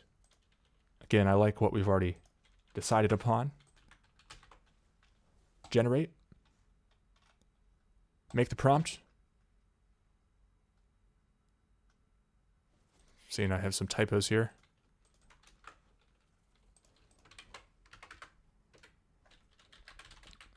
Implement. All right, so let's copy this. Let's go to ChatGPT and try it out. Now I can just paste it here. And I like this because I'm already, like I said, paying the $20, unfortunately, for ChatGPT because I think you can extract a ton of code out of it, which I intend to and have already. And now we can see these functions, which only existed previously as their name and the items that, or the parameters that they take, are now being fleshed out. We're getting AJAX calls, which is the way that jQuery allows us to call or speak to our server. Sets the URL. Display predictions. See, it's not, why did it not do update prediction? Submit batch. What is submit batch even supposed to do? Okay, that's fine for now. So now we can copy this. And let's go to my other folder for this. Because this is something I really need a lot of, for a lot of things. Text classification studio, we'll call it. .html.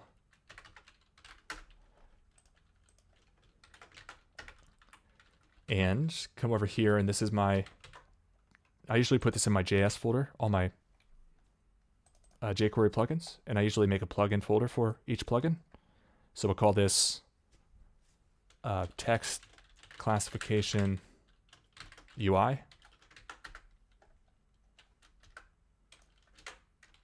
.js. And then over here, we're going to do a script tag, source equals JS slash that slash that slash JS. All right, so can you now make me, oh, I didn't show my screen, but you get the point. I just saved it to files. Can you now make me an HTML page that utilizes this plugin, like so?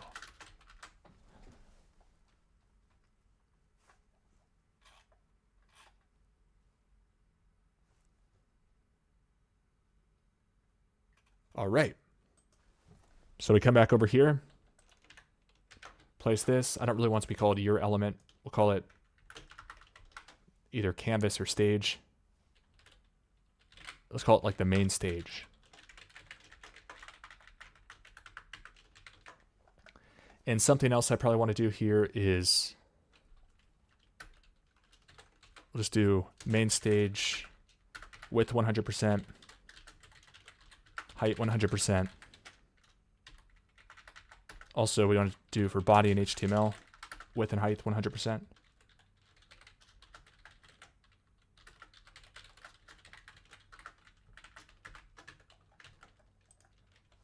And we can try this out now.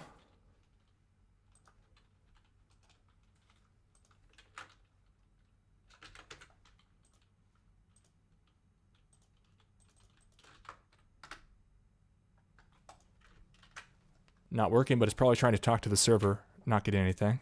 Get text items to classify. No response. All right, so let's say, can you build me a get text items to classify.php that will return text items from this CSV. And I have a CSV example here.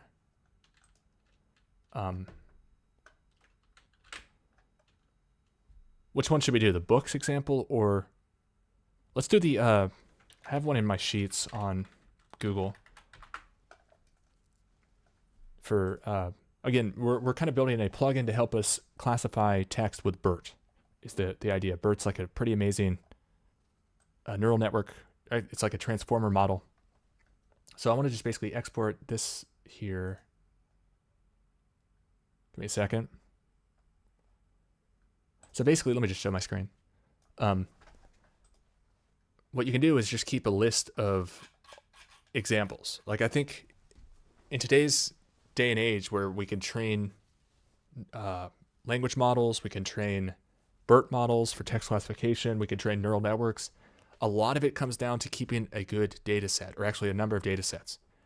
And then when a new model architecture comes along, you can just train up with whatever data you have and then replace whatever you were using. Also, as you encounter new data, you can flesh out your data set, leading to better and better trained models in the future.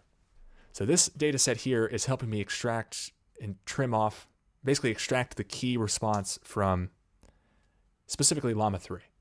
Llama 3, it's kind of fun to use if you're just chatting with it, but it's like over the top and it's kind of annoying as far as like the data pipeline flow to have text like this. I'd love to explain this! Exclamation point. What a fascinating topic! Exclamation point. So sometimes it responds that way. If you ask a question, maybe I can get an example here. What is, I hate this example, but it'll probably give me what I'm looking for. What is the meaning of life? We'll ask 70 billion llama through Grok. See how fast Grok is? I'm hoping they put, what's it called? Qwen 2 in there. So even this first line here, the meaning of life is a question that has puzzled philosophers, theologians, scientists, and many others for centuries. Pretty much this whole paragraph you might theoretically want to strip out because it's just kind of like introductory leading into the actual response. Not that I'd want to listen to an LLM, especially a 70 billion model for this question, but let's ask, what is the etymology of amazing? What an amazing question, right? We don't really need that. If I have, for example, 10,000 words in my database, and then for each of them I want to bring in some more information about their etymology. And so I do a big batch run, big loop, and I bring them all in. I don't want it to start with anything like this. What an amazing question. So I bet you I already have that in here. What an amazing question. The word amazing has a fascinating etymology. I don't really want that in here either. So I can add that to my list here. Right? Just tell me the etymology. I didn't ask you if it's fascinating or not. So that's just basically the data set that I'm working with here. And then I've already trained a model on this. It's not perfect because it's not a perfect data set, but it can definitely get the easy ones. So if I do, let me just export this, and we'll use this as like the data set.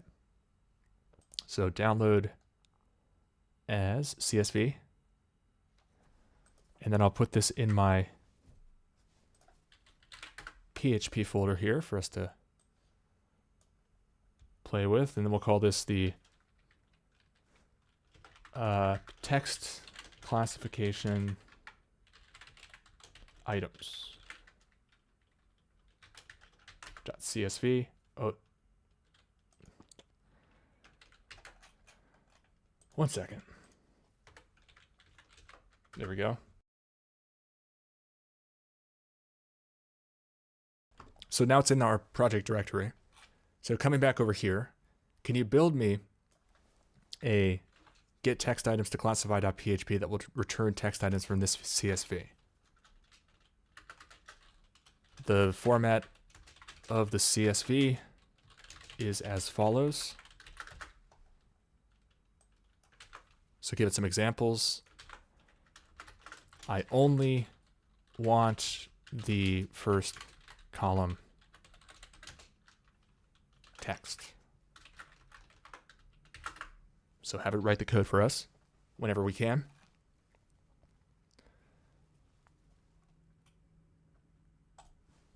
Now I know this is probably contrarian position, but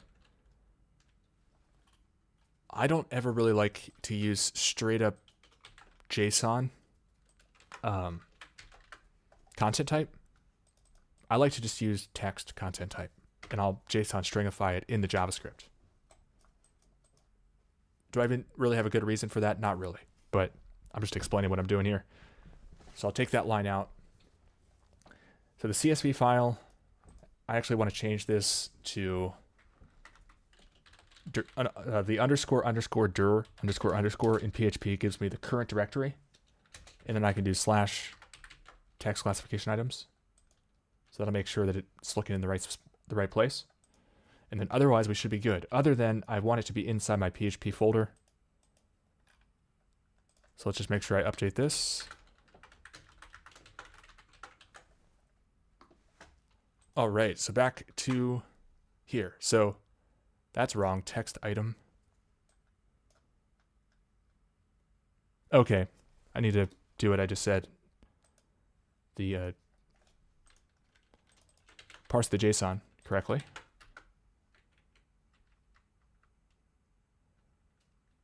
Let me just change this as well. In the future, I'll probably just wrap this into my other stuff versus having standalone pages, but I don't want to get too nitty gritty here. All right, so it does a get on the success, the data comes back, and we're going to do var, let's actually do self.textItems, so we'll have them accessible as part of the plugin instance, equals json.parse the data. All right, so then we want to pass along, actually, we won't even need to take any parameters for either of these, since the text items will be part of self.textItems.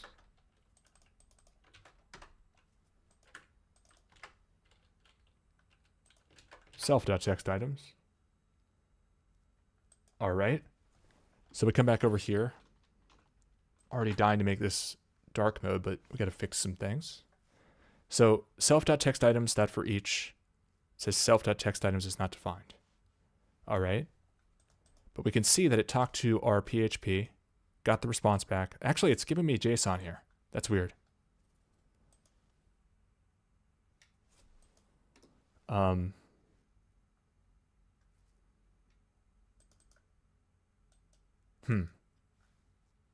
Maybe it's just automatically formatting that.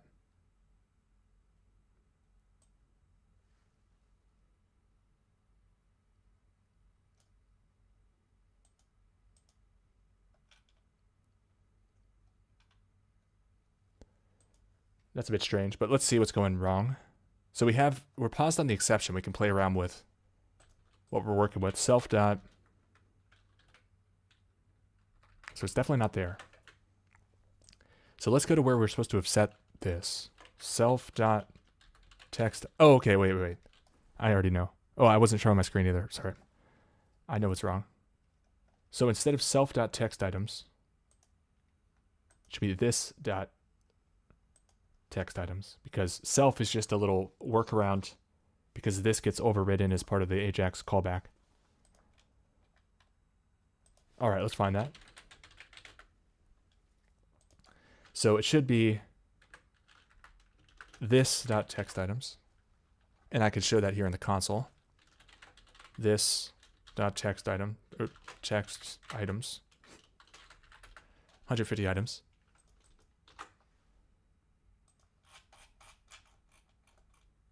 Which isn't even all of them. But that's fine. We don't really, I guess that's the point. We're just doing a batch. So the header's wrong here. Showing my screen wrong. We want to, first, before we display them, we need to send them off to BERT for classification, which is something we need to fire up here and make some changes, but let's figure out why it's even displaying them, first of all. So here, when it fetches the text items, it should not display them. It should predict them, though. And for predict,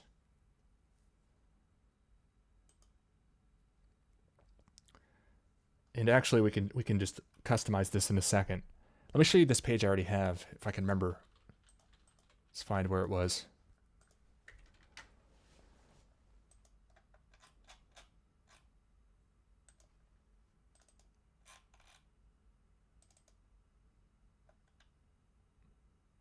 BERT runner, I think. Yeah. By the way, if you want this code, subscribe to my Substack, timtruth.substack.com. I've already published the code to train your own BERT model and use it in Python, but I've got some more code coming so that you can spin it up with Flask and have it as a server. So for example, I need to run that here. That would be BERT run server right here. So I just copy this, put it in my command prompt.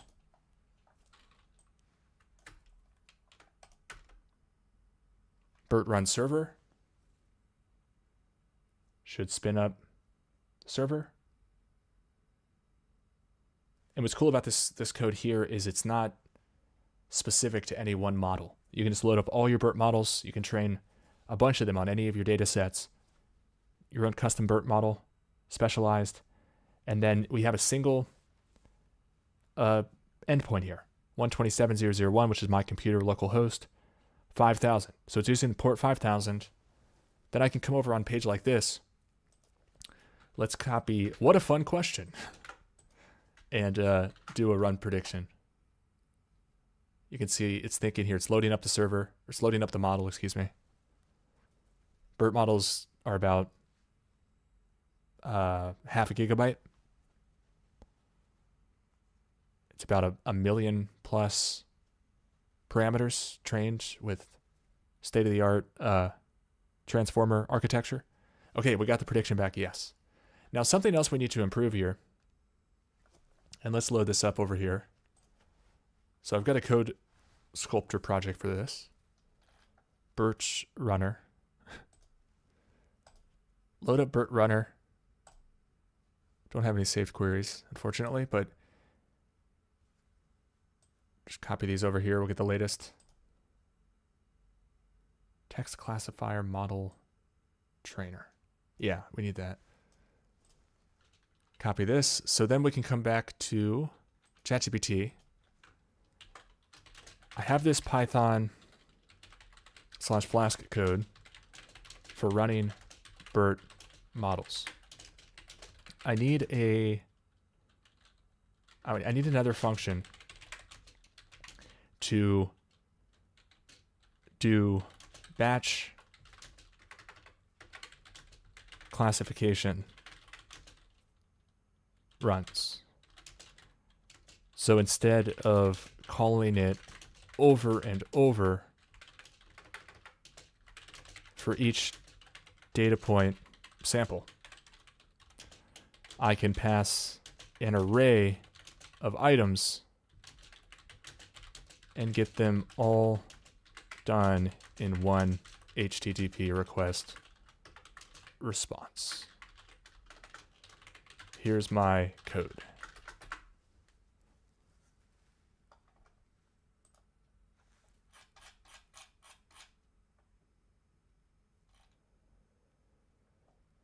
All right, so it's giving me some new code for BERT run server.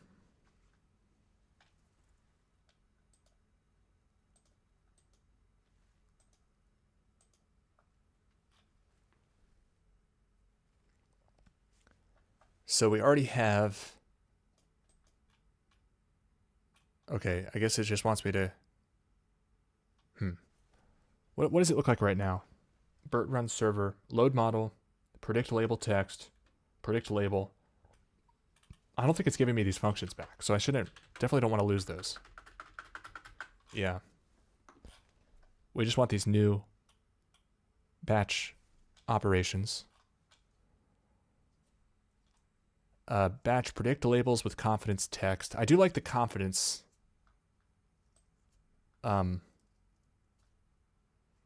scores. So instead of just getting a single label saying yes or no, it'll say yes 23%, no 77%.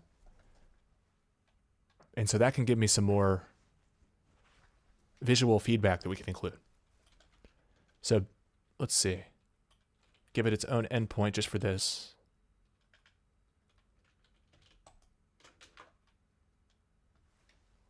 All right. So we'll just put this at the bottom of the list. Batch predict labels with confidences underscore text.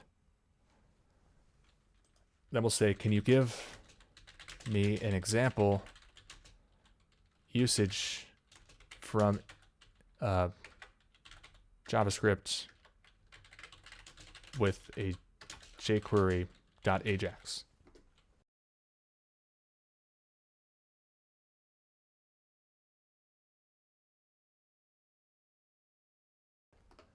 All right, so we can see here it's building up an array of texts, and then it's ajaxing the model name.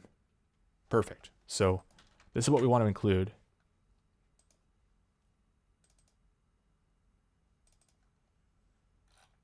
In our new jQuery plugin. And what's great is I can just use this plugin all over the place whenever I need to do text classification stuff.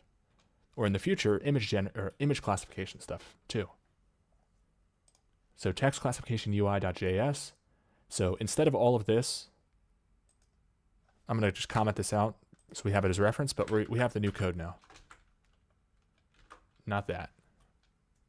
I just need this bit.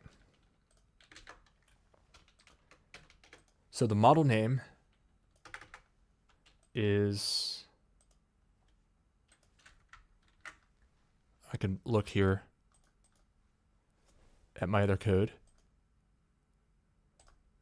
Predict label, Llama 3 opener classification model. And the text that we're going to use here are this dot text items. Don't even need this array.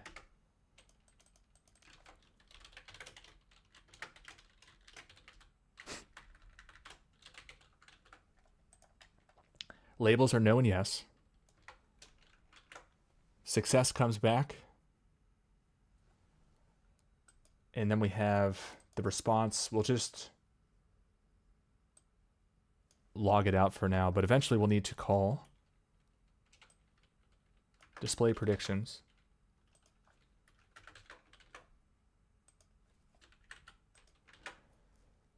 And we'll probably have to rework a lot of this, but just to give us an idea here.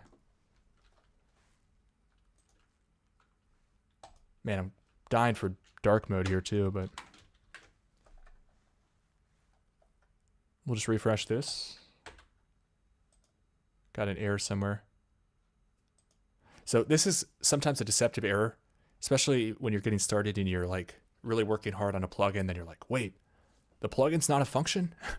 So the problem is I have some broken syntax somewhere. So if you go to your console, you'll see what it says here, unexpected token end parenthesis.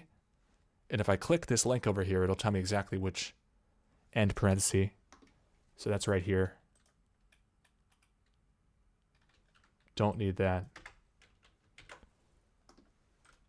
All right.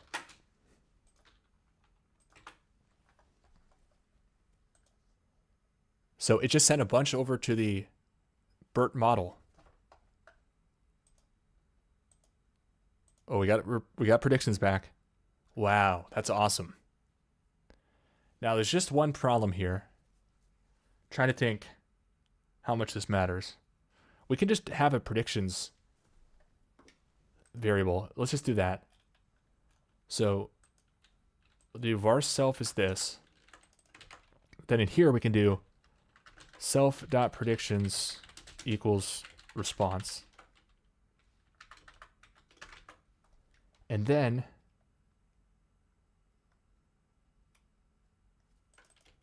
we can do display predictions, no parameter, because at this point we have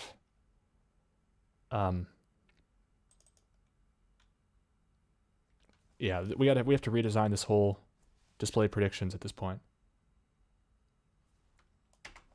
So to do, use this dot text items and this dot predictions to render our columns. We need one column for each prediction label. And actually what I want to do, let's see, for each category in this dot category options. So let's see, let's work this through a little bit more. Should be this dot ops, I think. No, options. So this dot options in this case are anything that we pass in when we create the plugin. So we just want to keep this as simple as possible, but anything that we need to change, we should put here. And then it makes it really easy when it's time to make a new project. And you're just like, okay, I've got to copy and paste this. Okay, I just changed my endpoints. I changed my category options. And I'm good to go. So anything that changes between usage, you want to specify in the options.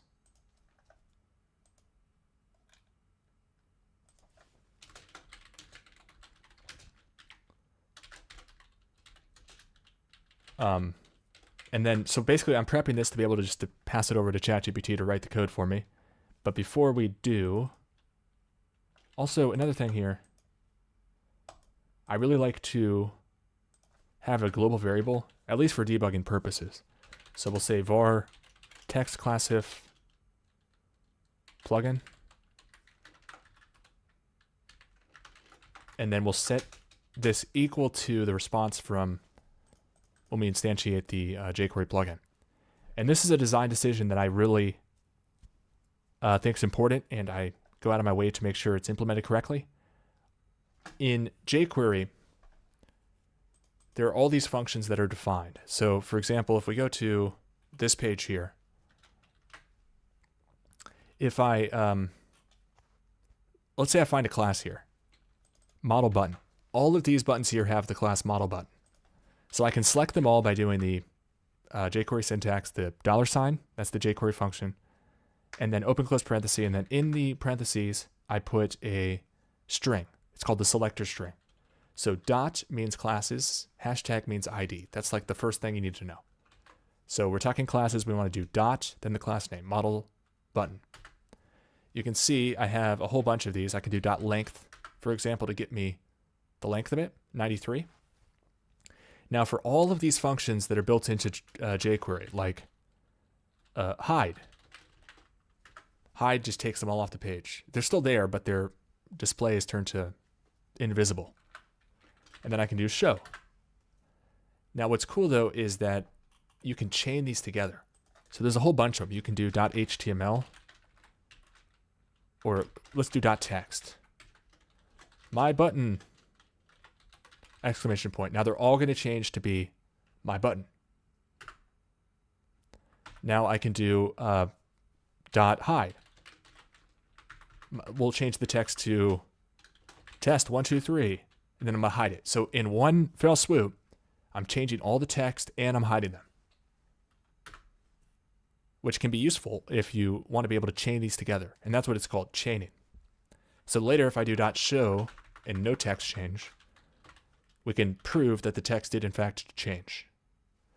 So the reason why I say this is because when we make a new plugin, we're basically making a new function that we can use on selected items. So just like these examples, show, hide, text that we just looked at. But in my opinion, for jQuery plugins, we don't need to have it, unless you really want it and need it, we don't need to support chaining. I just do it standalone. I'm only going to call it once. It's great to be able to call it with the flexibility of all these different options you have for jQuery selectors. But I don't need chaining. What I need is that object that we set up. And so let me refresh this. Since over here, now we're setting the response to when we set up our plugin equal to this global variable. When it's time to debug and figure out what's going wrong, I can just go to this variable in my console. And I can see, for example, the dot text items. I can see the dot predictions. And I can make sure it's working okay. And let me zoom in for you. Here's another thing that I really like. The copy command. We talked about this earlier. I never shut up about it. Oftentimes I want to copy the JSON version of the object. So I do json.stringify inside copy. It says string was copied to clipboard. Perfect. So I can come back over here and I can give it the example of what the data looks like. So this dot text items looks like this. And there's probably too many here. We'll just do the first 3 and then do dot dot dot 1, 2, 3. Dot dot dot. Then we can do this dot predictions looks like this. And then I come back over here, go up arrow. Up arrow brings back the last command. Just change this last little bit here, predictions. This dot predictions looks like this. And again, I just need 3 examples. 1, 2, 3.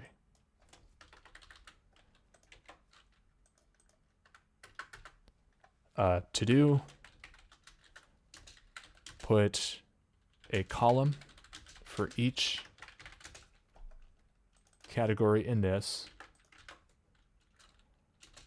and fill the columns up appropriately or accordingly. Another thing is I don't need this submit batch anymore. And otherwise, we're looking good. We have a lot of context here. So I'm going to go back over here to, you guessed it, ChatGPT. It's really an amazing website, to be honest. And I can say, I need you to implement the, what's it called again? Display predictions function in my jQuery plugin. Put a couple lines there. I also want to go grab, I know we have it somewhere, the objectives.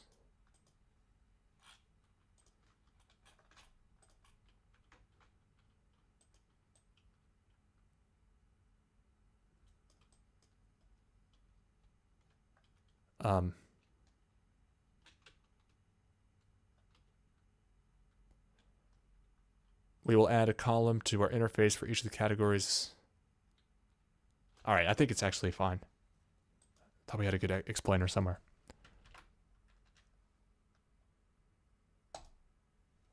And while that goes, we can also, I mean, it's pretty easy to make this dark mode. I'll just do that while we wait. So body HTML, background black, go all the way dark. Main stage, background black. Let's do color white. probably redundant putting it on all these elements, but that's fine. Don't need really any of this other stuff.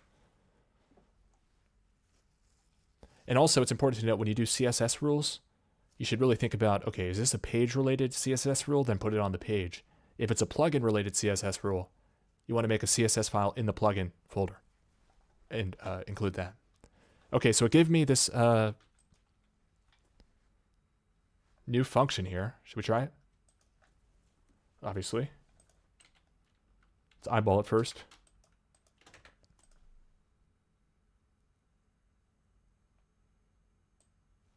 So it's using a table, which is probably okay. Although it could be annoying if, yeah, what if one list is way longer than the other? Let's ask here. What if one of the lists is way longer? I want each column to scroll, each column's contents to scroll independent from each other. So we'll say max height 100%, overflow Y auto, which means don't put a scroll bar unless needed, which is good rule to live by. And I want the column header always visible at the top. I meant to say what if. I said what is. It's like I'm playing Jeopardy.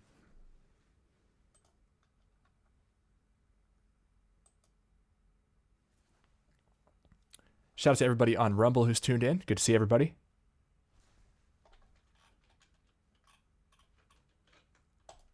Had a lot of thoughts. I wanted to stream this out for anyone who's interested. So display predictions. We got a new display predictions. And I'm hoping everybody sees what I'm really trying to convey here, which isn't so much how to build a text classifier jQuery plugin.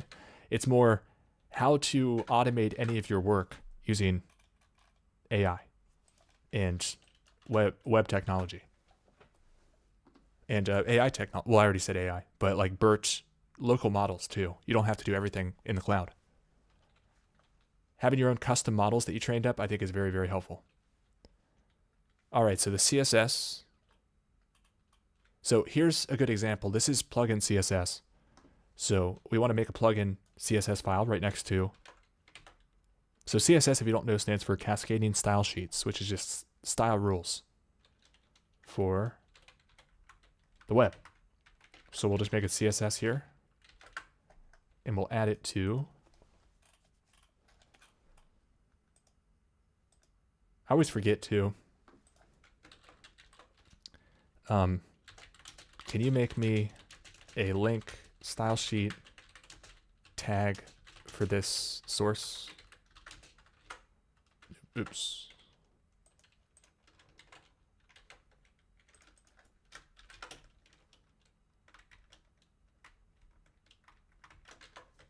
All these little things that I used to Google for is now much easier with the AI.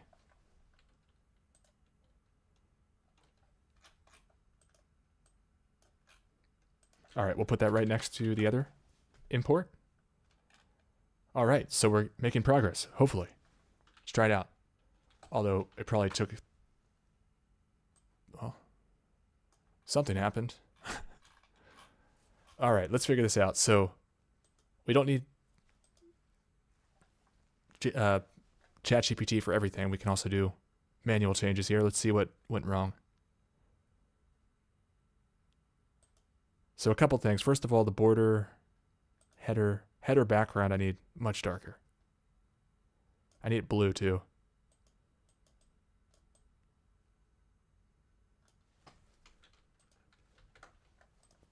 Oh, I'm not showing my screen, sorry. That's what I'm looking at. So there's a number of problems here. Each of the cells has overflow X. That's the problem. Okay. How can we explain this to it? Not very good. We want the columns to scroll, not the cells. There is also an error where all the columns are stacked on top of each other. They should be side by side, left to right. What else? I think that's most what we should say. Scroll to each cell. That's ridiculous. Also, text item is wrong here. And it's putting no and yes. Oh, this is weird. I see where it's confused. The headers should be no and yes. Sorry for the confusion, but the response from, find what the PHP is here, predict text items categories, tells us the percentage chance it will be in one column or the other. So we should take the maximum column to inform which category the item is in. And by the way, I'll publish this BERT code for the Substack subscribers. And there's simplified ways. You don't need to do the percentage stuff. It just gives you more options. You can sort, etc. And I do want to have some sort of some indication display on these. Maybe sort them by how sure it is. But let's just look again at what our predictions is. I think it should be yes or no. Yeah, no, yes. You can see they add to 1. So we should take the maximum column to inform which category the item is in. I think that's better, right?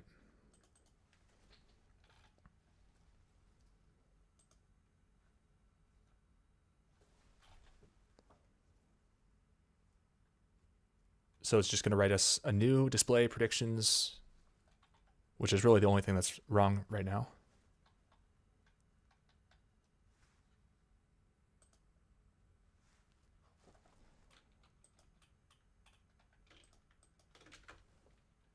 And we'll drop this into place.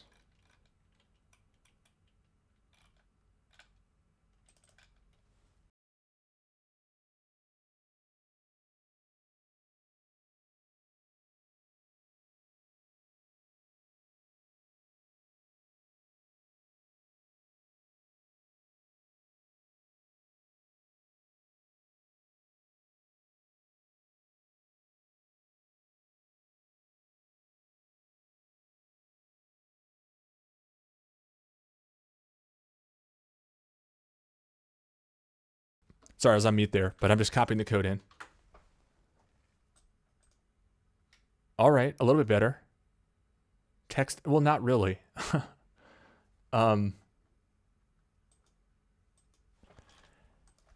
No, this is not right.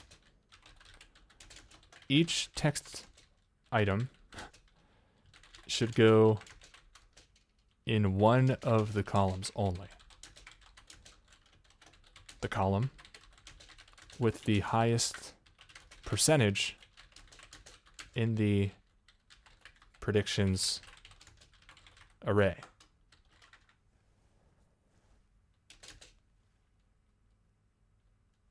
I think that should help.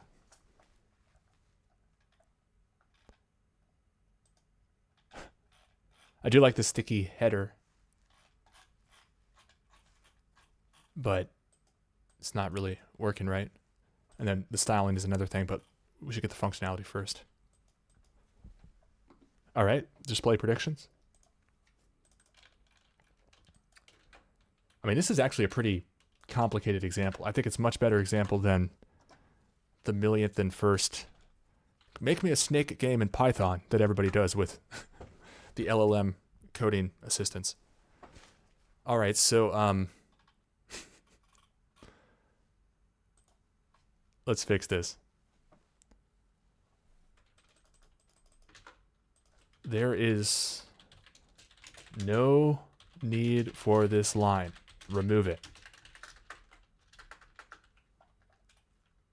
I'm also wondering, how is it doing these tables? It's doing a row. That's fine. There's no need for this text item header. And yeah, it's really messing this up. I might just want to do this myself. We need two like completely separate rows. Also, there is no need for row or the dot row elements. We need two entirely different column elements that are not connected. This dot predictions tells us which column each text item should go in, but no text item should be in or span both columns, or let's say both / all columns. So we're having two separate columns for no and yes without any connection. I should really just look over this code. It's probably just as fast to run it.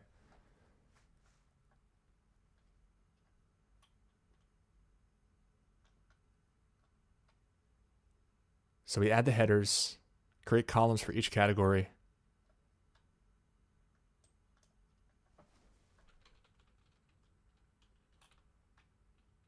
All right, let's try it. Looks better.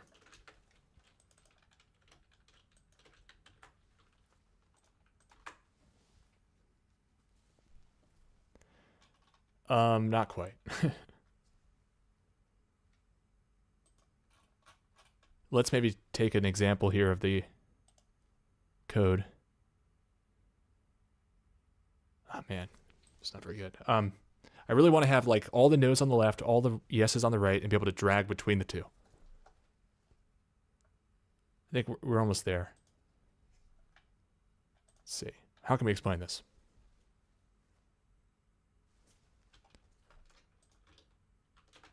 Oh, okay. I think the problem is, I think it made me two columns. Okay, yes, it did make me two columns.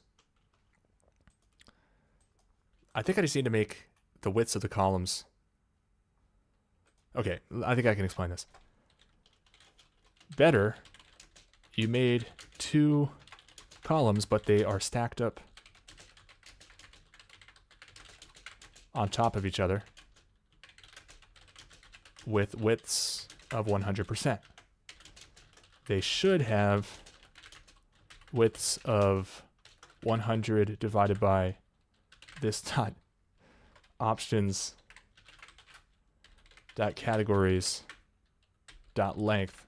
What did I call it? Category options dot length %, and should be side by side position absolute with scroll. Position absolute, height 100% with scroll. That should explain it.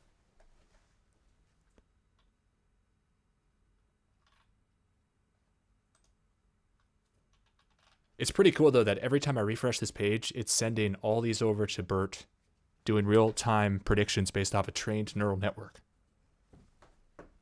that I trained simply off of this spreadsheet. And the cool thing now is I'm building these systems. That's mainly what we did today. Building these systems. I'm too zoomed in. Shoot. Oh man, nothing's going right today. I'm sorry. I'm building these systems here to help me manage these data sets so we can build better and better models, more and more BERT models, and use them where appropriate. All right, so thank you for your patience as I get this all right here. It's going to be better now that we're zoomed out. Okay, so it's doing something here, but it's not right. So, no. Let's see. I mean, if we just put column, no, I want it to be position absolute.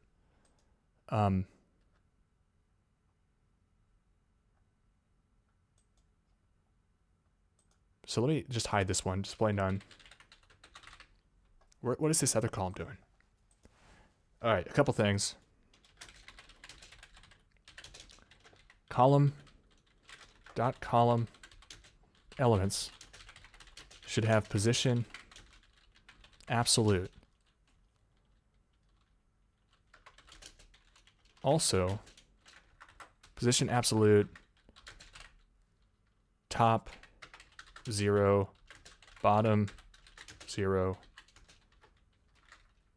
Also, or let's say and left to ensure the proper offset. Also, you have miscalculations that put everything in the first column. There should be items in both columns. Here are a few examples.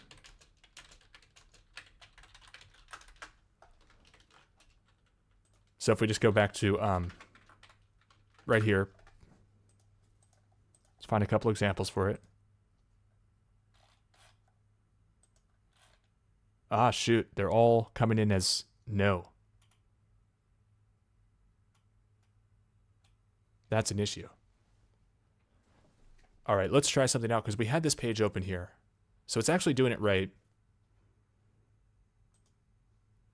Okay, let's before we whine at it, let's see, because it's making a yes prediction here. What a fun question. Prediction, yes. So the issue is with this batch operation. So let's go back to this tab. That's why I like to keep these tabs open and just open up more until I move on to something else, and I just go close them all. So I'm going to go back up to here. There is a big issue. All of the predictions using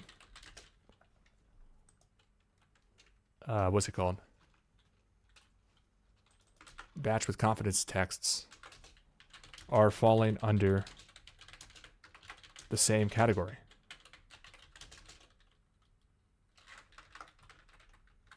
There should be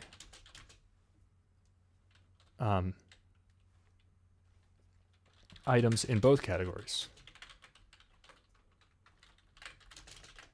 I'm also noticing extremely high prediction values that indicate an error/bug somewhere. And we'll give it some examples. They're all like 0.999.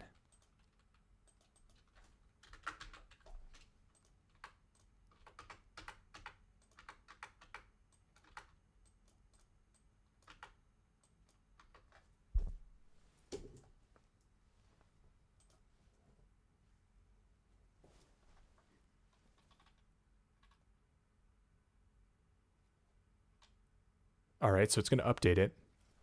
Let me open that file back up.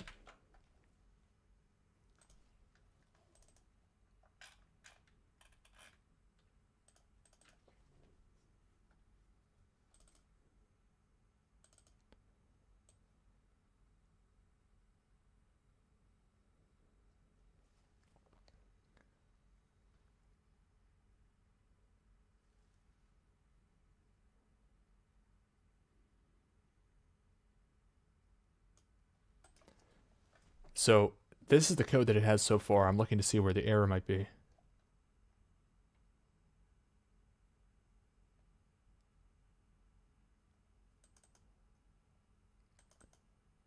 Prediction labels with confidence is text. Text for text and texts. I wonder if there's a better way to do that too. I'm not sure.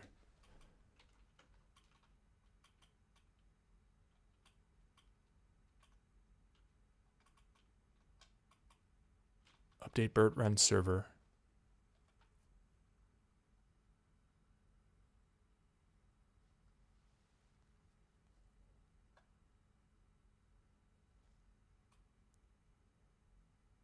All right, we'll try it.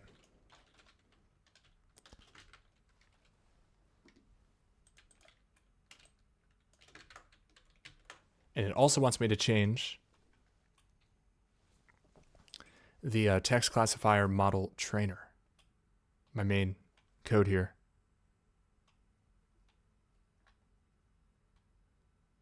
I think this is an entirely new function at once.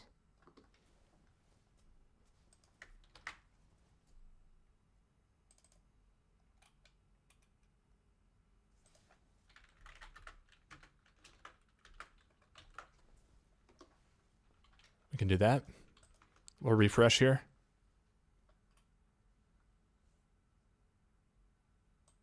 Still giving me these really high numbers.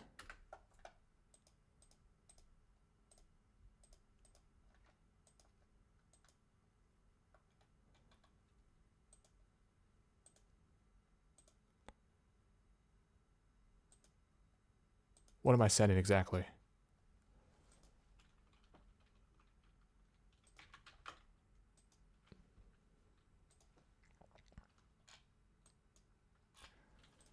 Still the same error. Also, what's it doing here?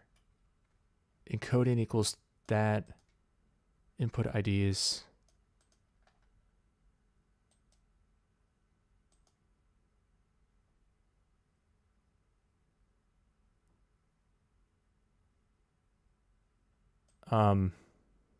Is it doing them in a batch? Because that's cool, I guess.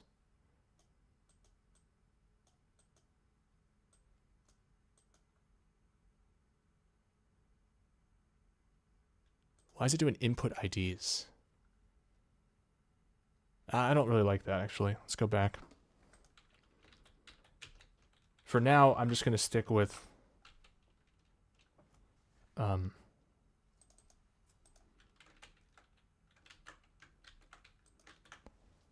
this, where it does a loop.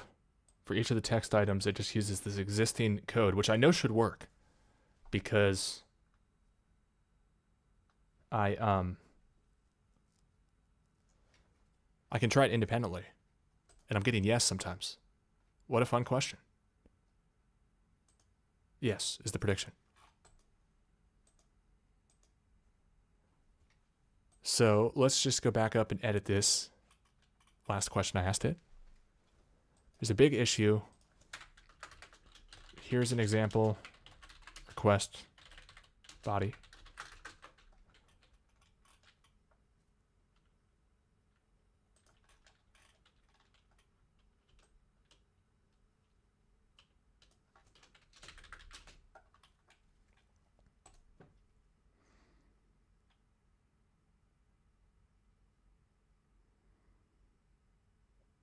Oh, the debugging is a good idea. So one thing is,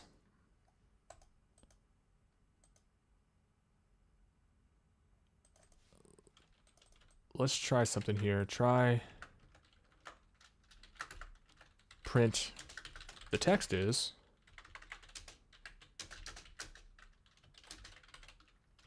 think I need parentheses.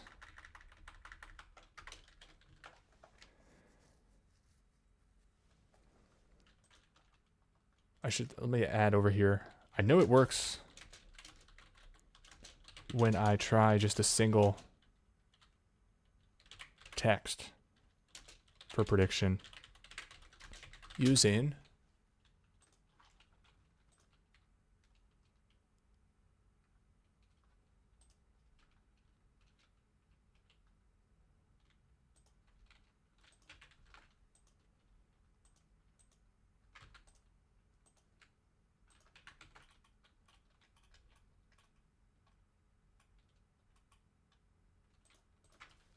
I'm going to add this to my request here. But if I put the print statement, then I should be able to look at this code while I run it. So let's refresh my page. And it should print out all these different texts that it's doing. The text is, right? So it looks like it's getting everything properly. And it should just be calling predict labels with confidences text. And then adding that to the predictions. Very strange. Oh, you know what? Maybe let's try on this side. Let's make a new version of this page here. Because I don't know if I really tested this one out well enough. So I want to open this up, make Llama 3 open prediction. Make prediction with confidences.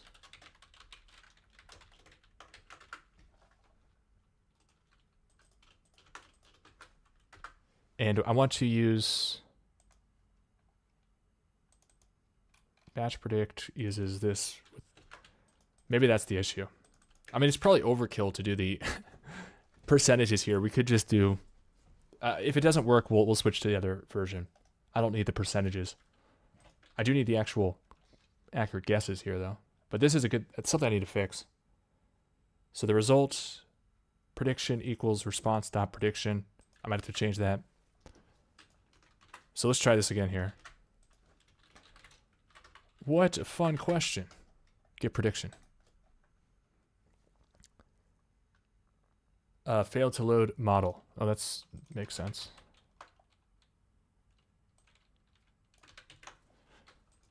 How about now? What a fun question. Prediction undefined. Response confidences no, yes. Well, those are right. And that's the function we're actually calling for each text item.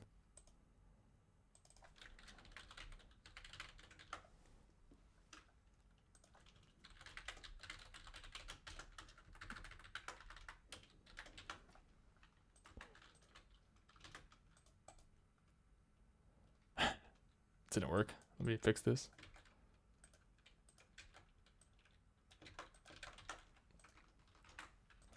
What a fun question. So no is 0.000 and yes is 0.999. That's right. I love the accuracy too. That's like really sure of it.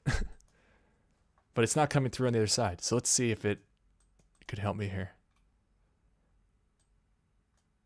Each prediction is being processed separately.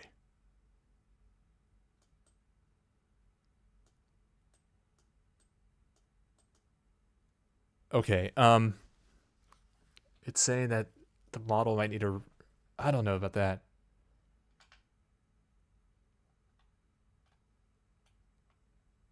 Predict labels with confidences batch.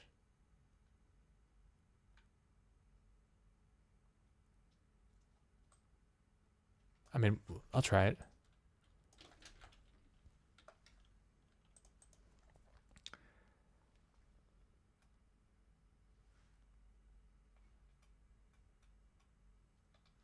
Wants this in my model trainer.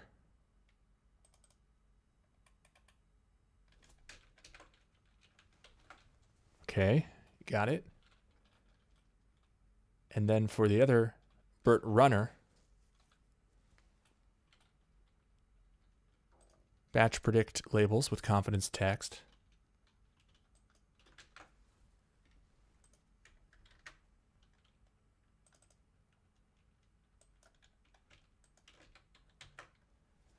And we can try it.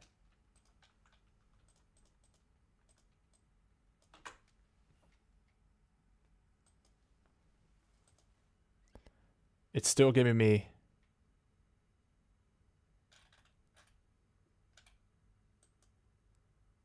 no's for everything. Huh. I mean, we could just reorganize this. Let's just do this. It's kind of crazy, but it's fine for my purposes. I'll leave this in. I got to fix that. I want to get batches working, but I'll do it on my own time. But what I'll do instead here, instead of sending this big batch of, where were we? Here we go. So instead of sending a batch, we're going to do them one by one. Okay, so right here. For var I equals 0, I is less than the length of the text items, I++. This is the variable that we want to send. It's going to be text, not texts.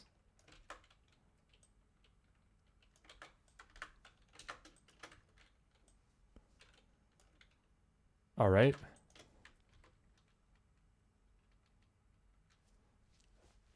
And down here, I'm just going to do this dot text. We'll console log this. Prediction for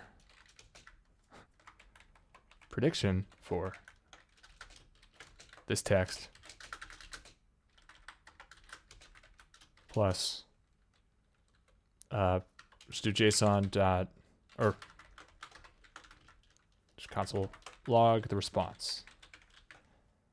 Okay. And instead of predict labels with confidences text, I want to use what we were using for this page, which works.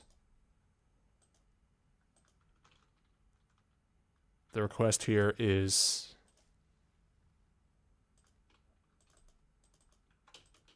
that. Okay, so it's going to run this 150 times, but that's fine.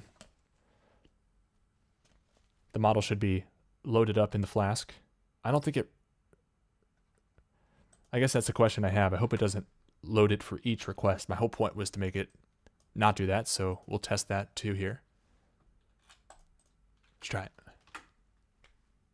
Show my screen. So you can see it fired it off a bunch of different times. We pick a random one. They're all saying no. Again. So the same issue.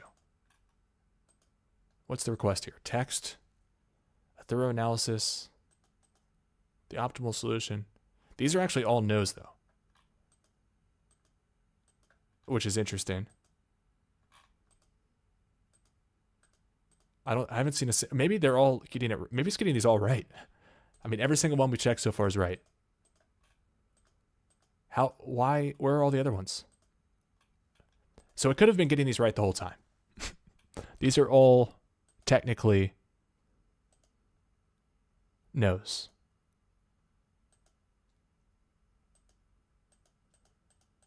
Where did they all... Okay, that's interesting. So this dot... Or excuse me.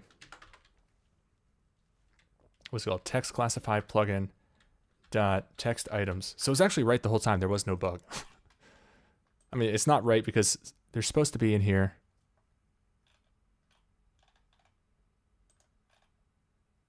There's not a single no, or there's not a single yes in here. It somehow just returned all the no's. This is funny. All right, so that's maybe this. Oh my gosh. Look at this. For some reason, when I asked it to make the PHP code, it's only giving me the no's. How does that even make sense? That's actually kind of funny. So we found the culprit. So I'm going to switch back, undo, undo, undo. Do this in one fell swoop. And that'll make all the difference in the world, right?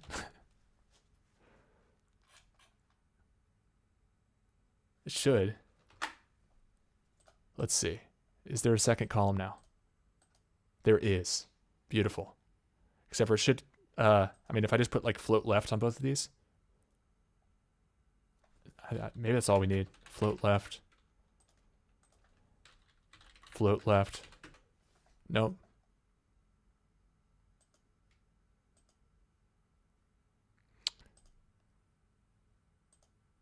There we go. All right. Well, all's well that ends well. So I'm going to take the flex off here.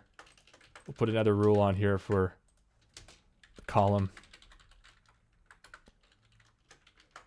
Float left.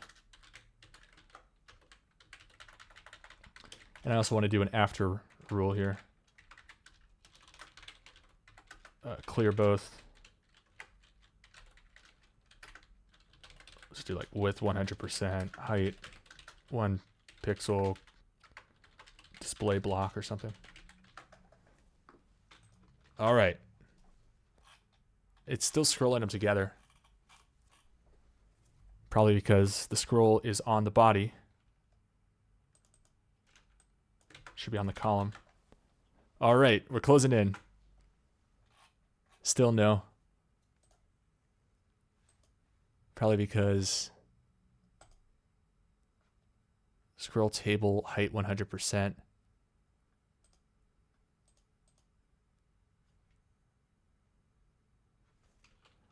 All right, let's try some more stuff here.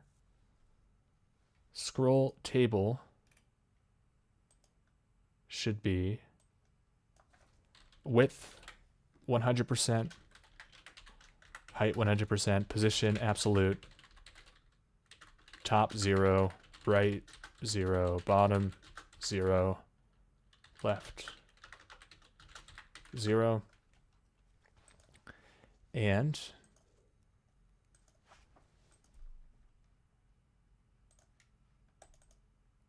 I could do this in the well, we'll do it for the plugin. There should be a class that we add. Yeah.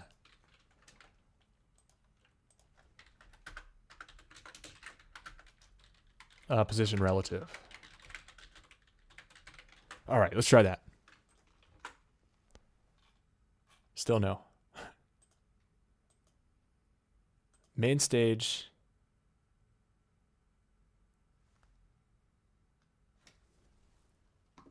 Let's do this.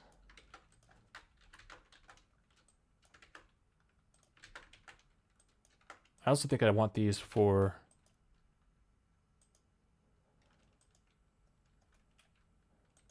this. Just throwing the kitchen sink at it. Still not working, but can't be too far off.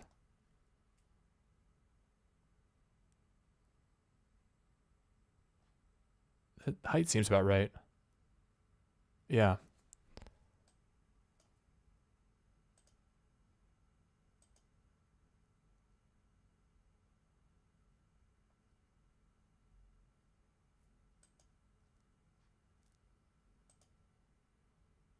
That's not what I want. I mean, you get the idea, but let's see. See what we can do. I really just wanted each of them to scroll separately. Not sure why that's so hard. Let's try like max height 100% for the columns. Ah, nice. Okay.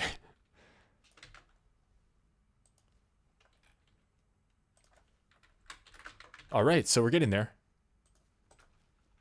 What else do we want? We want to be able to drag between the sides.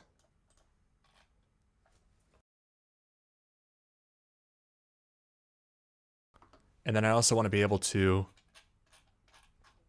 have like a submit button or something, or save button. But that's not even, that's beyond the scope of this tutorial. Let's do drag and drop because I like that. Let's see. Let's get the HTML of this. I'm just going to ask this in a new question. Actually, let's ask it in a follow-up, or here's what we can do. I'm just going to paste the entire code for the plugin that we're making. I'm going to say I'm making this plugin I'm making this plugin. I want to be able to drag and drop items from one column to another. I also want to specify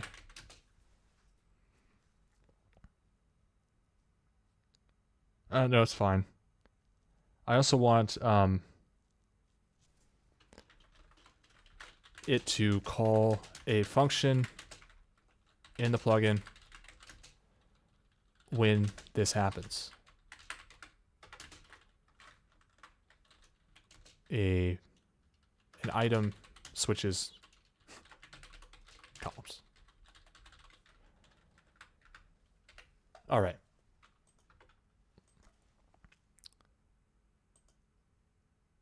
That's crazy. I'm thinking back about that rabbit hole we went down, trying to figure out why are they all saying no? Because the filter. Oh, man. Okay. I also want to be able to drag and drop items.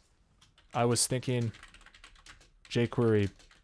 I think it's jQuery UI sortable, right? jQuery UI sortable to two lists, two connected lists.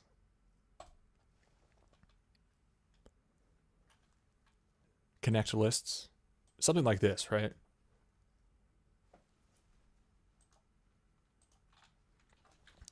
Sortable with two connected lists. And I'm going to need to find a jQuery sortable. Let's maybe go off of, let's see if I have it here.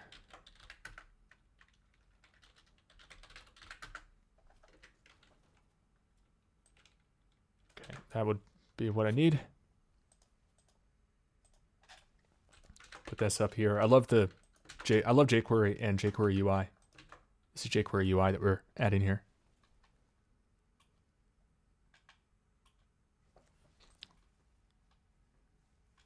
All right, where's the sortable?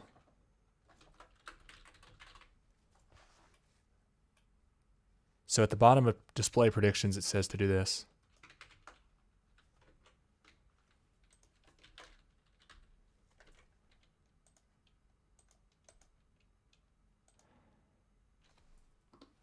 Let's go to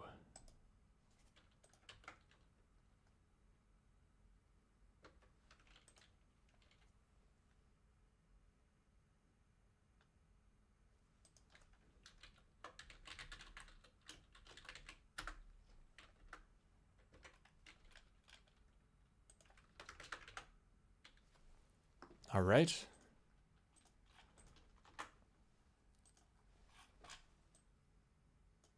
Beautiful. That's awesome.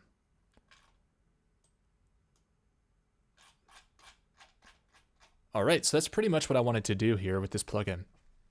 And the idea is that I could have huge lists of text and I would load up maybe 50. I mean, we don't even need 100. We don't need all of them like this. But the ability to just switch between the two is massive. And then to see the prediction percentage in parentheses is somewhat helpful. It's amazing I mean, it's a bad example actually, because all of these examples are in the data set that I trained on, which is cheating. As far as to evaluate the model afterwards, you need data that's not in the data set. And that's not actually what I'd be using this plugin for. I'd be using it for data that's not in the plugin set or the data set.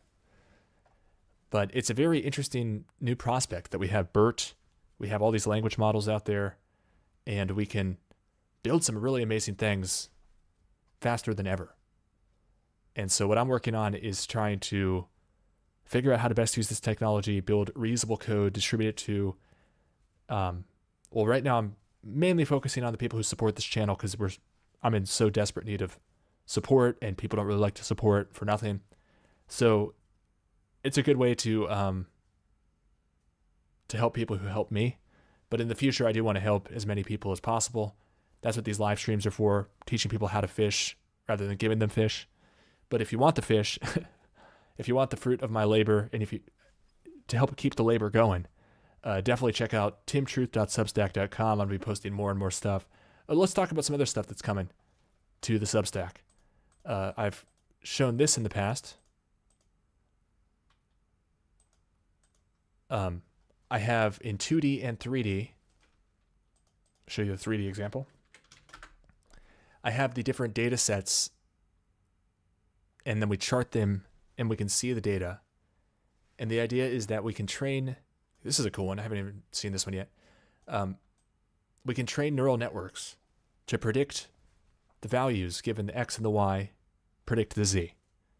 or in the case of the 2 dimensions, from X predict Y. And there's a big outstanding question that I have, which was how do we deal with categories? Because so oftentimes it's not just numerical values. We also have categorical values. And so what's great is BERT can take, as we just showed ad nauseum there, BERT can take text and put it into buckets. It can put it into the yes bucket or the no bucket. Let's refresh this.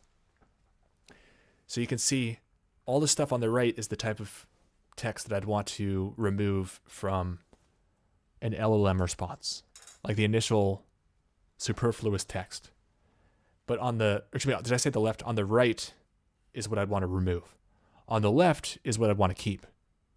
If that was the first, if any of these on the left were the first sentence or something like them were the first sentence, I'd want to keep it.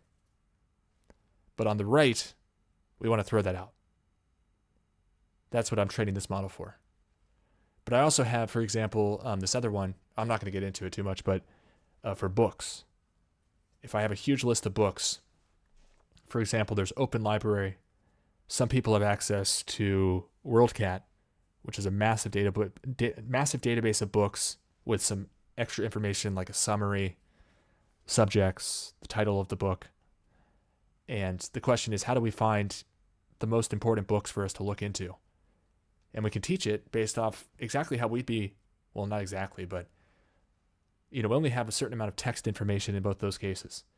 And we can train it based off, okay, let's start with these 1,000 books. Here are the ones that I am interested in. Here are the ones I'm not interested in. Or better yet, if you want to go even further, and I have this all in my code for the subscribers on timtruth.substack.com. You could either just for each book say yes or no. And I'm talking about like a CSV format, which you can easily just do a Google Sheet and then export as CSV. Like this is a yes or no example. But then you could also have an example which is, this is a 75% interest. And I express that as I have 2 columns, no percent and yes percent. And then you just put in the yes percent 0.75. And then the no percent is 1 minus that. So 0.25 and 0.75. Or if you're 100% interested in something, it'd be 0 in the no, 1 in the yes. And that gives the model so much more to go off of than just a yes or a no. And then likewise, you can either just have it predict for any item yes or no, or you can have it predict this percent yes, this percent no.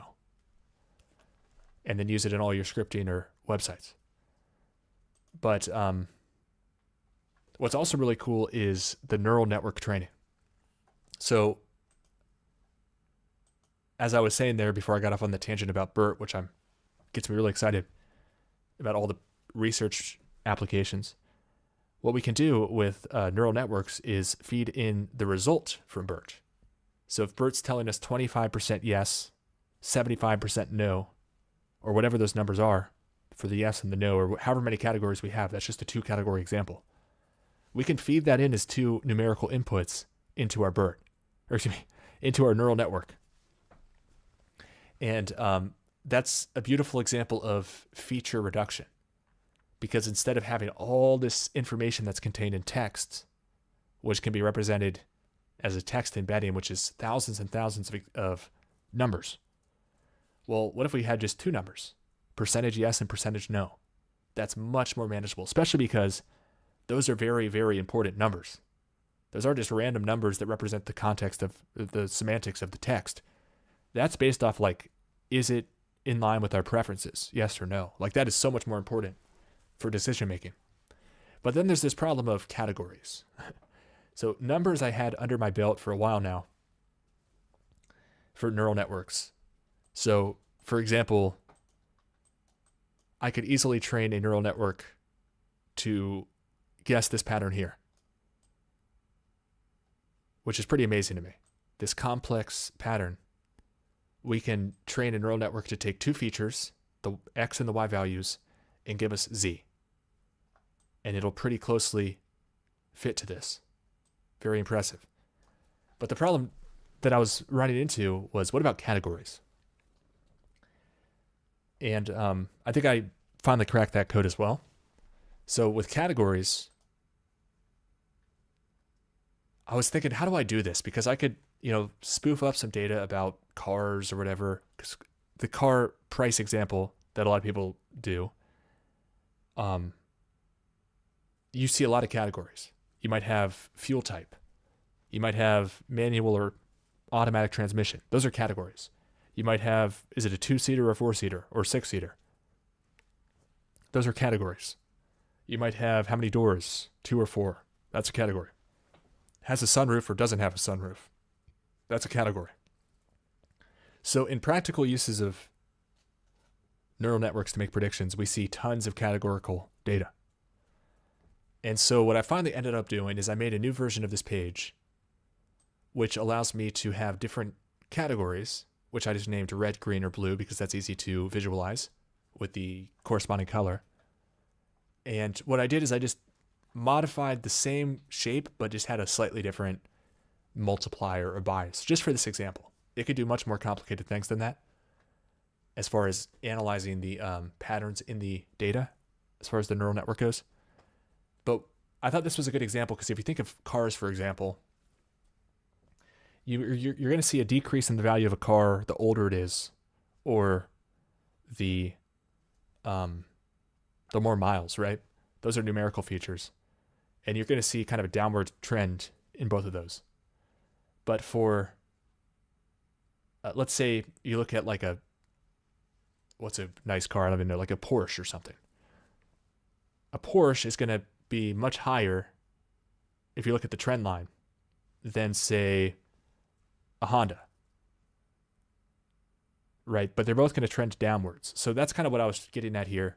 I wanted to have somewhat similar shapes, but the category really determine some different slopes or whatever. So this is an example with just the sine wave. But then there's a multiplier effect. And then I could also put biases on here to add additional to the x, y, to the y intercept. So I added categories to my code for neural networks. I could show that here.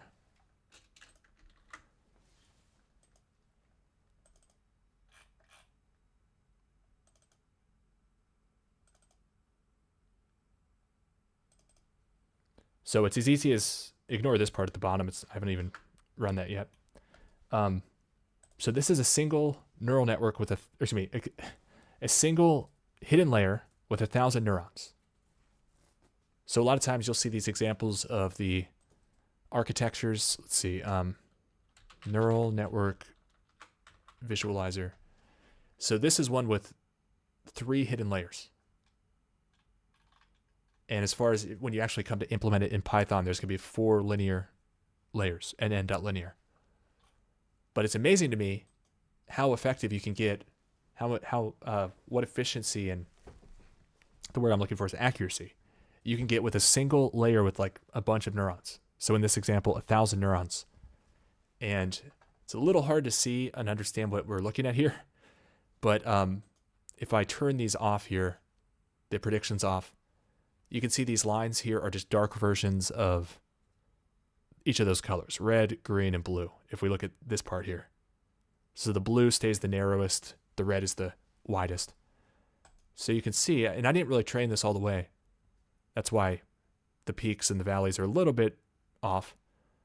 But you get the idea that it's able to distinguish between categories. And it's almost like we're predicting different neural networks for each category, or different continuous functions, because we are, right? These are 3 different continuous functions based off the category. So that's amazing to me. And this is how easy it is for me to utilize this script, which will be coming soon to Substack subscribers. Thank you to you all, to the people who do actually give a damn about keeping independent research alive. You can see here I have my numerical features. Shoot, what happened here? This isn't even right. This isn't the right version of my code. Let me find the... Okay, so that was an example with no categories. Here's an example with categories. I just specify numerical features. I simply have X here. And what I'm talking about is this data set. If I open this up, it's so easy to use this code because you just need a CSV file with your data. X, Y, and color in this case. So color is our category, Y is our target, X is our numerical value. So the X and the color are our input features, Y is the target feature. So when it comes time to make predictions, you won't know why. You'll be guessing why. But for training, we have to tell it what the actual answer is so it can see how close it got and make adjustments and learn. But if we go back to this code here, the categorical features here, all I have to do is specify the name of the column in the CSV, what are the classes options, and then this is important here. This is the number of dimensions to represent the embeddings as, which is really cool. So if you have 1,000 categories, you might just need, let's say, 50 or 60 embedding dimensions, right? It's you don't need one for every category, which was a revelation to me. And you can choose how many dimensions you want for embeddings. And so let me see if I still have this open somewhere.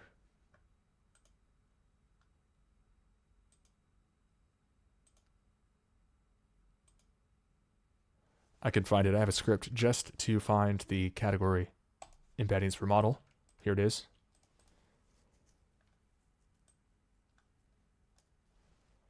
So the way it works is, since we have 3, or I forgot how many it was. Was it 2?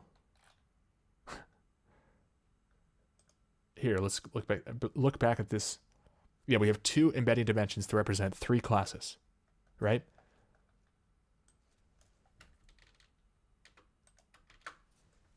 So the way it works is we have one numerical value, X, and then we're going to have basically 2 other numerical values that the categories get transformed into. And so that's these values right here that fly in. So red is 0.045 and 0.952. Green is negative 0.996 and negative 0.165. Blue is 0.8488 and negative 0.7992. I think that's awesome. And so what actually happens is, and I can show you the code here. Again, you get the full code at Substack. Coming soon. When it comes time to make the function, where is it? A build model, right? It has, for each of the categories, it makes an embedding layer, which is an nn.embedding, with the number of embeddings as we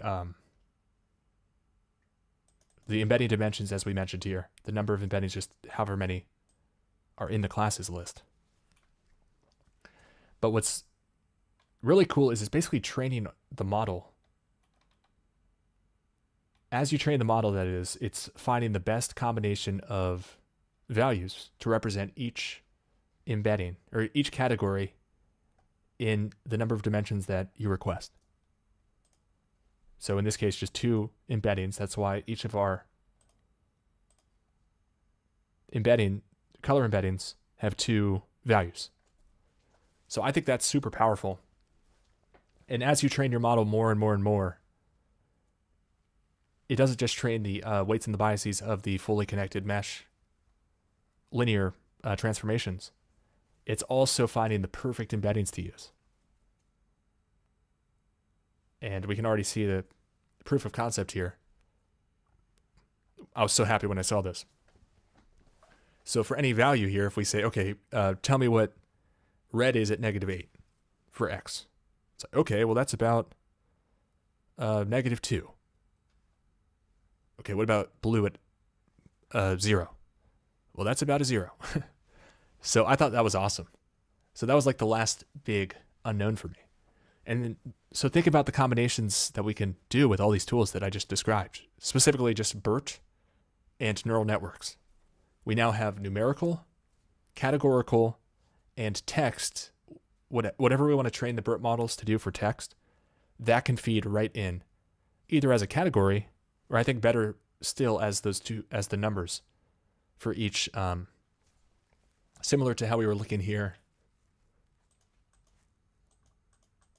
at how, for example, if I say, what a fun question, it can say, well, 99.9%, that's a yes. Take it out. Yes, remove, that is. And no, point the remainder, right? So I was thinking, what about feeding these in? Feed these in as the numbers. So it's kind of like an embedding as well right here, right? This would embed it into our neural network as two inputs, two numerical inputs. Or maybe we'd want to play around with using the category feature. But yeah, that just opens up so many doors for making predictions or basically doing grunt work for us, data wrangling, where we don't have to worry about trying to find the patterns or worse, going through millions of items by hand. And then once we sort through all the data, it's like, okay, I'm tapped, right? Don't have time to actually read all these books that I just found. It's hard enough to read the list of books, right? But if instead it's giving us a sortable list of the top suggestions, then we can spend our time reading those top books. And then there's it's not just about which books should we read. We can also take all the contents for those top books and run them through models, summarizing them, giving us executive summaries, based off our preferences about which paragraphs we like, telling us, look here, or automatically highlighting our books for us before we even open them up. So I'm really excited about the future of research. And these language models are so powerful for helping us process text. I love code, as you can tell. I love going through and writing code. I love web stuff. I remember hitting a wall when I was a kid. I was really good at HTML, or not really, I'm much better now, but I understood HTML and JavaScript and Java, but I couldn't make dynamic web pages that would basically, the missing piece for me was the database stuff and the back end, as they call it. So once I found databases in PHP, that was a big unlock. So don't even know why I brought that up. Well, I kind of do, but moving on. So another thing that we could do is, and at this point, we could use the plugin designer that we started the show off with to help make this stuff. I'd actually rather make this into a plugin itself than an HTML page, rather wrap this up. So in the future, I could, for example, make a whole system using the same kind of workflow process. And a system consists of, pages, databases, scripting stuff on the server, but also jQuery plugins, right? This would just be one component part of making a system, jQuery plugins. But then I could make another plugin for designing PostgreSQL tables. And I could implement all these different personal preferences, how I like the tables to be constructed. For example, if I ask ChatGPT, make me a PostgreSQL, that's a database that I love, PostgreSQL, highly recommended. If you've heard of MySQL, it's very similar, but I think better. Make me a PostgreSQL table for managing text classifications. It doesn't really, I don't need to get too specific here. So it's making 3 tables, texts, classifications, and text classifications. Now I'm already seeing things here, and this could be done in the JavaScript as well, or we could just do follow-up queries. But I'm seeing here, for example, I do like text. That's right, text is good. I don't like varchar. So I could say, don't ever use varchar. Use text instead. I'm also seeing foreign keys, which I don't like. Don't ever use foreign keys.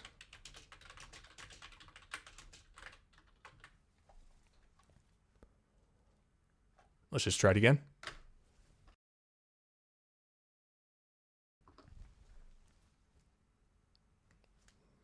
So it'd be cool to have something that's like interconnected. That's what I was hoping to do today. I'm seeing we've gone for like 3.5 hours, so I don't want to go too much longer here. We'll start wrapping up, but I wanted to do something more systemic where it was not just the jQuery plugin side of things, but also the pages that use the plugins and the databases, and then also the PHP queries and methods. And I separate queries and methods more like query handlers and methods. I think that's a good design practice because you want to have your heavy lifting functions available any way you want to access them on the server.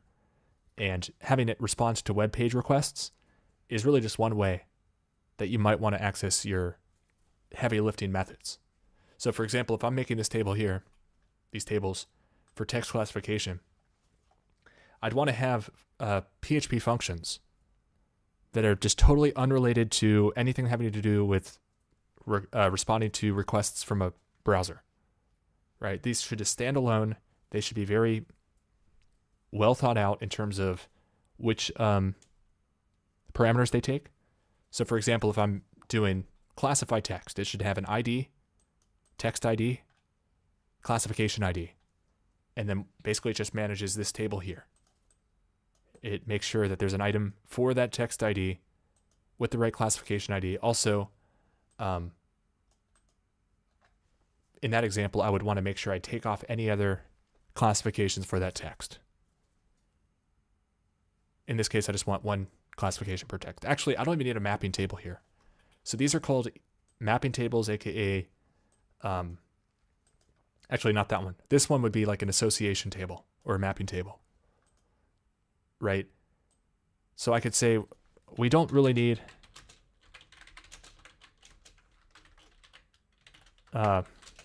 the association table here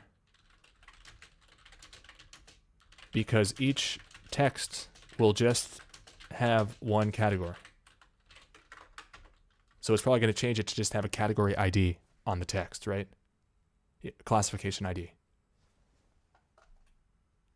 So again, I don't really need to build a tool for this because I do this so much. I kind of like the process of making these. What I don't like is what we covered earlier. I think this is a huge benefit to have something that I can just at a high level decide what my functions are, how I want it to be invoked. That's the usage call here. And then have it build out an example enough to show ChatGPT or whatever I'm using enough context where it's just going to implement the functions here instead of trying to give me what it thinks a jQuery plugin should be. I'm very opinionated about what a jQuery plugin should be. And it's not really the consensus opinion. But I've made enough of these, to say the least. Made hundreds of these, maybe over 1,000. I'm very opinionated. I wanted to have a constructor function here, and then do the .prototype.function name equals function. And then at the bottom here, I wanted to return the actual plugin object that it makes, this function instance, which also should be saved as .data, $.data, or in other times, I actually kind of prefer this format here. This .data text classification UI is the key, the value here, instance. But I like it to be returned here so that I can save it to a global variable, have it easy access, etc. All right, so we'll start wrapping it up there. Sorry for the snafus with not showing my screen, and I don't know. It's not really my fault with the PHP code. I should have figured it out sooner as to why they were all coming in. It's 0.99999. Yes, because they were filtering out the nose. Or I think I got that reversed, but you get the idea. If anybody needs any consulting work, I am available. Just send me an email, timtruth@protonmail.com. I'd be happy to help you or your business out. And if you want this code and just want to take it and use it for your business, check out timtruth.substack.com. I'm going to be publishing more and more useful utilities there. I already have the BERT stuff. That's super powerful.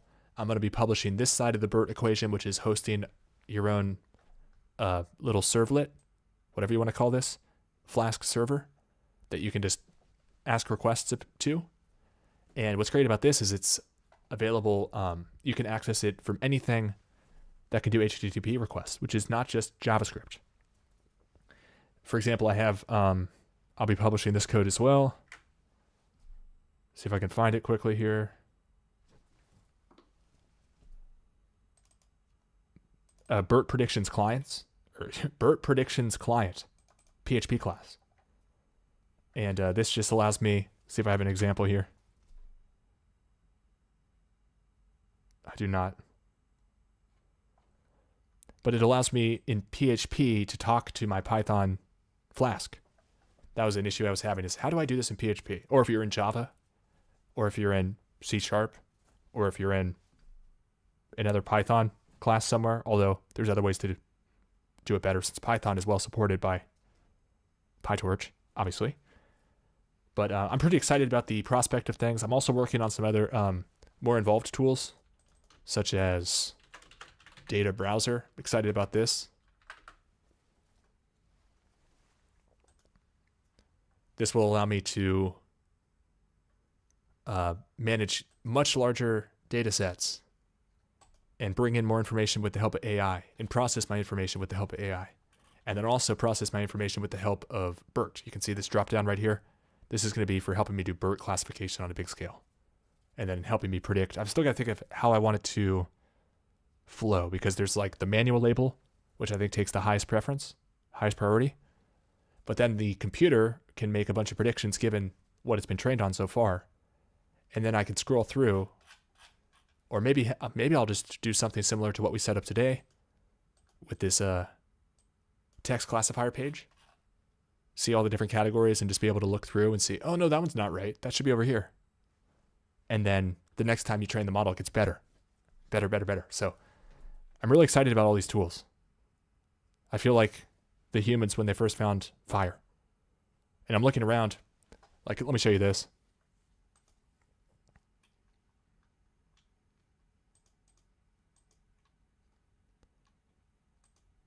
Where did it go? I have it somewhere, but the percentage of people who use AI every day, I can't find it at the moment. It's like 7% of Americans. Only 7%. So I know I'm early to this, but I look at this like on par with the printing press, or with the computer, or with the advent of the internet. Like, it's going to be such a huge phenomenon once people figure it out. And I also worry that the window's going to be closing about what we can do with it. I'm trying to see, what was it? It was Oxford, probably how I can find this. No.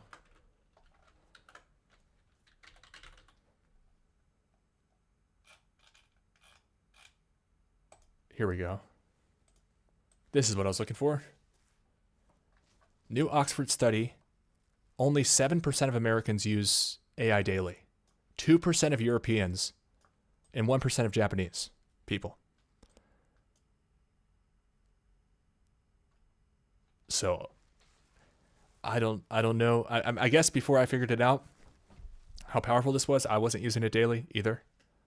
But there's really no going back once you figure it out. And I understand that different people do different things throughout their day, obviously. If you're a programmer, it makes total sense to tap into this.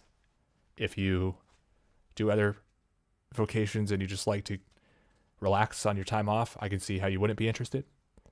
Although I think people should still take note and figure out how to harness this and use this technology, because this is going to completely transform the world, like it or not. It's interesting to see somewhere over 30% of, well, let's see, just daily and weekly, it's still under 1 in 5 people in the US. So probably why the viewership numbers are so low. No worries though. But my brain only works a certain way. Like, I get fascinated on something. I make my own decisions about what I think is newsworthy, what I think is the most important thing in the world. And then I just go for it. And my videos match what I do offline, what my research is offline. And I try to bring people up to speed. But obviously people have different interests, which is good. If anybody has any questions, if you're a subscriber on Substack, send me an email if you need any help with anything. And I hope everybody has a great rest of your day. Take care.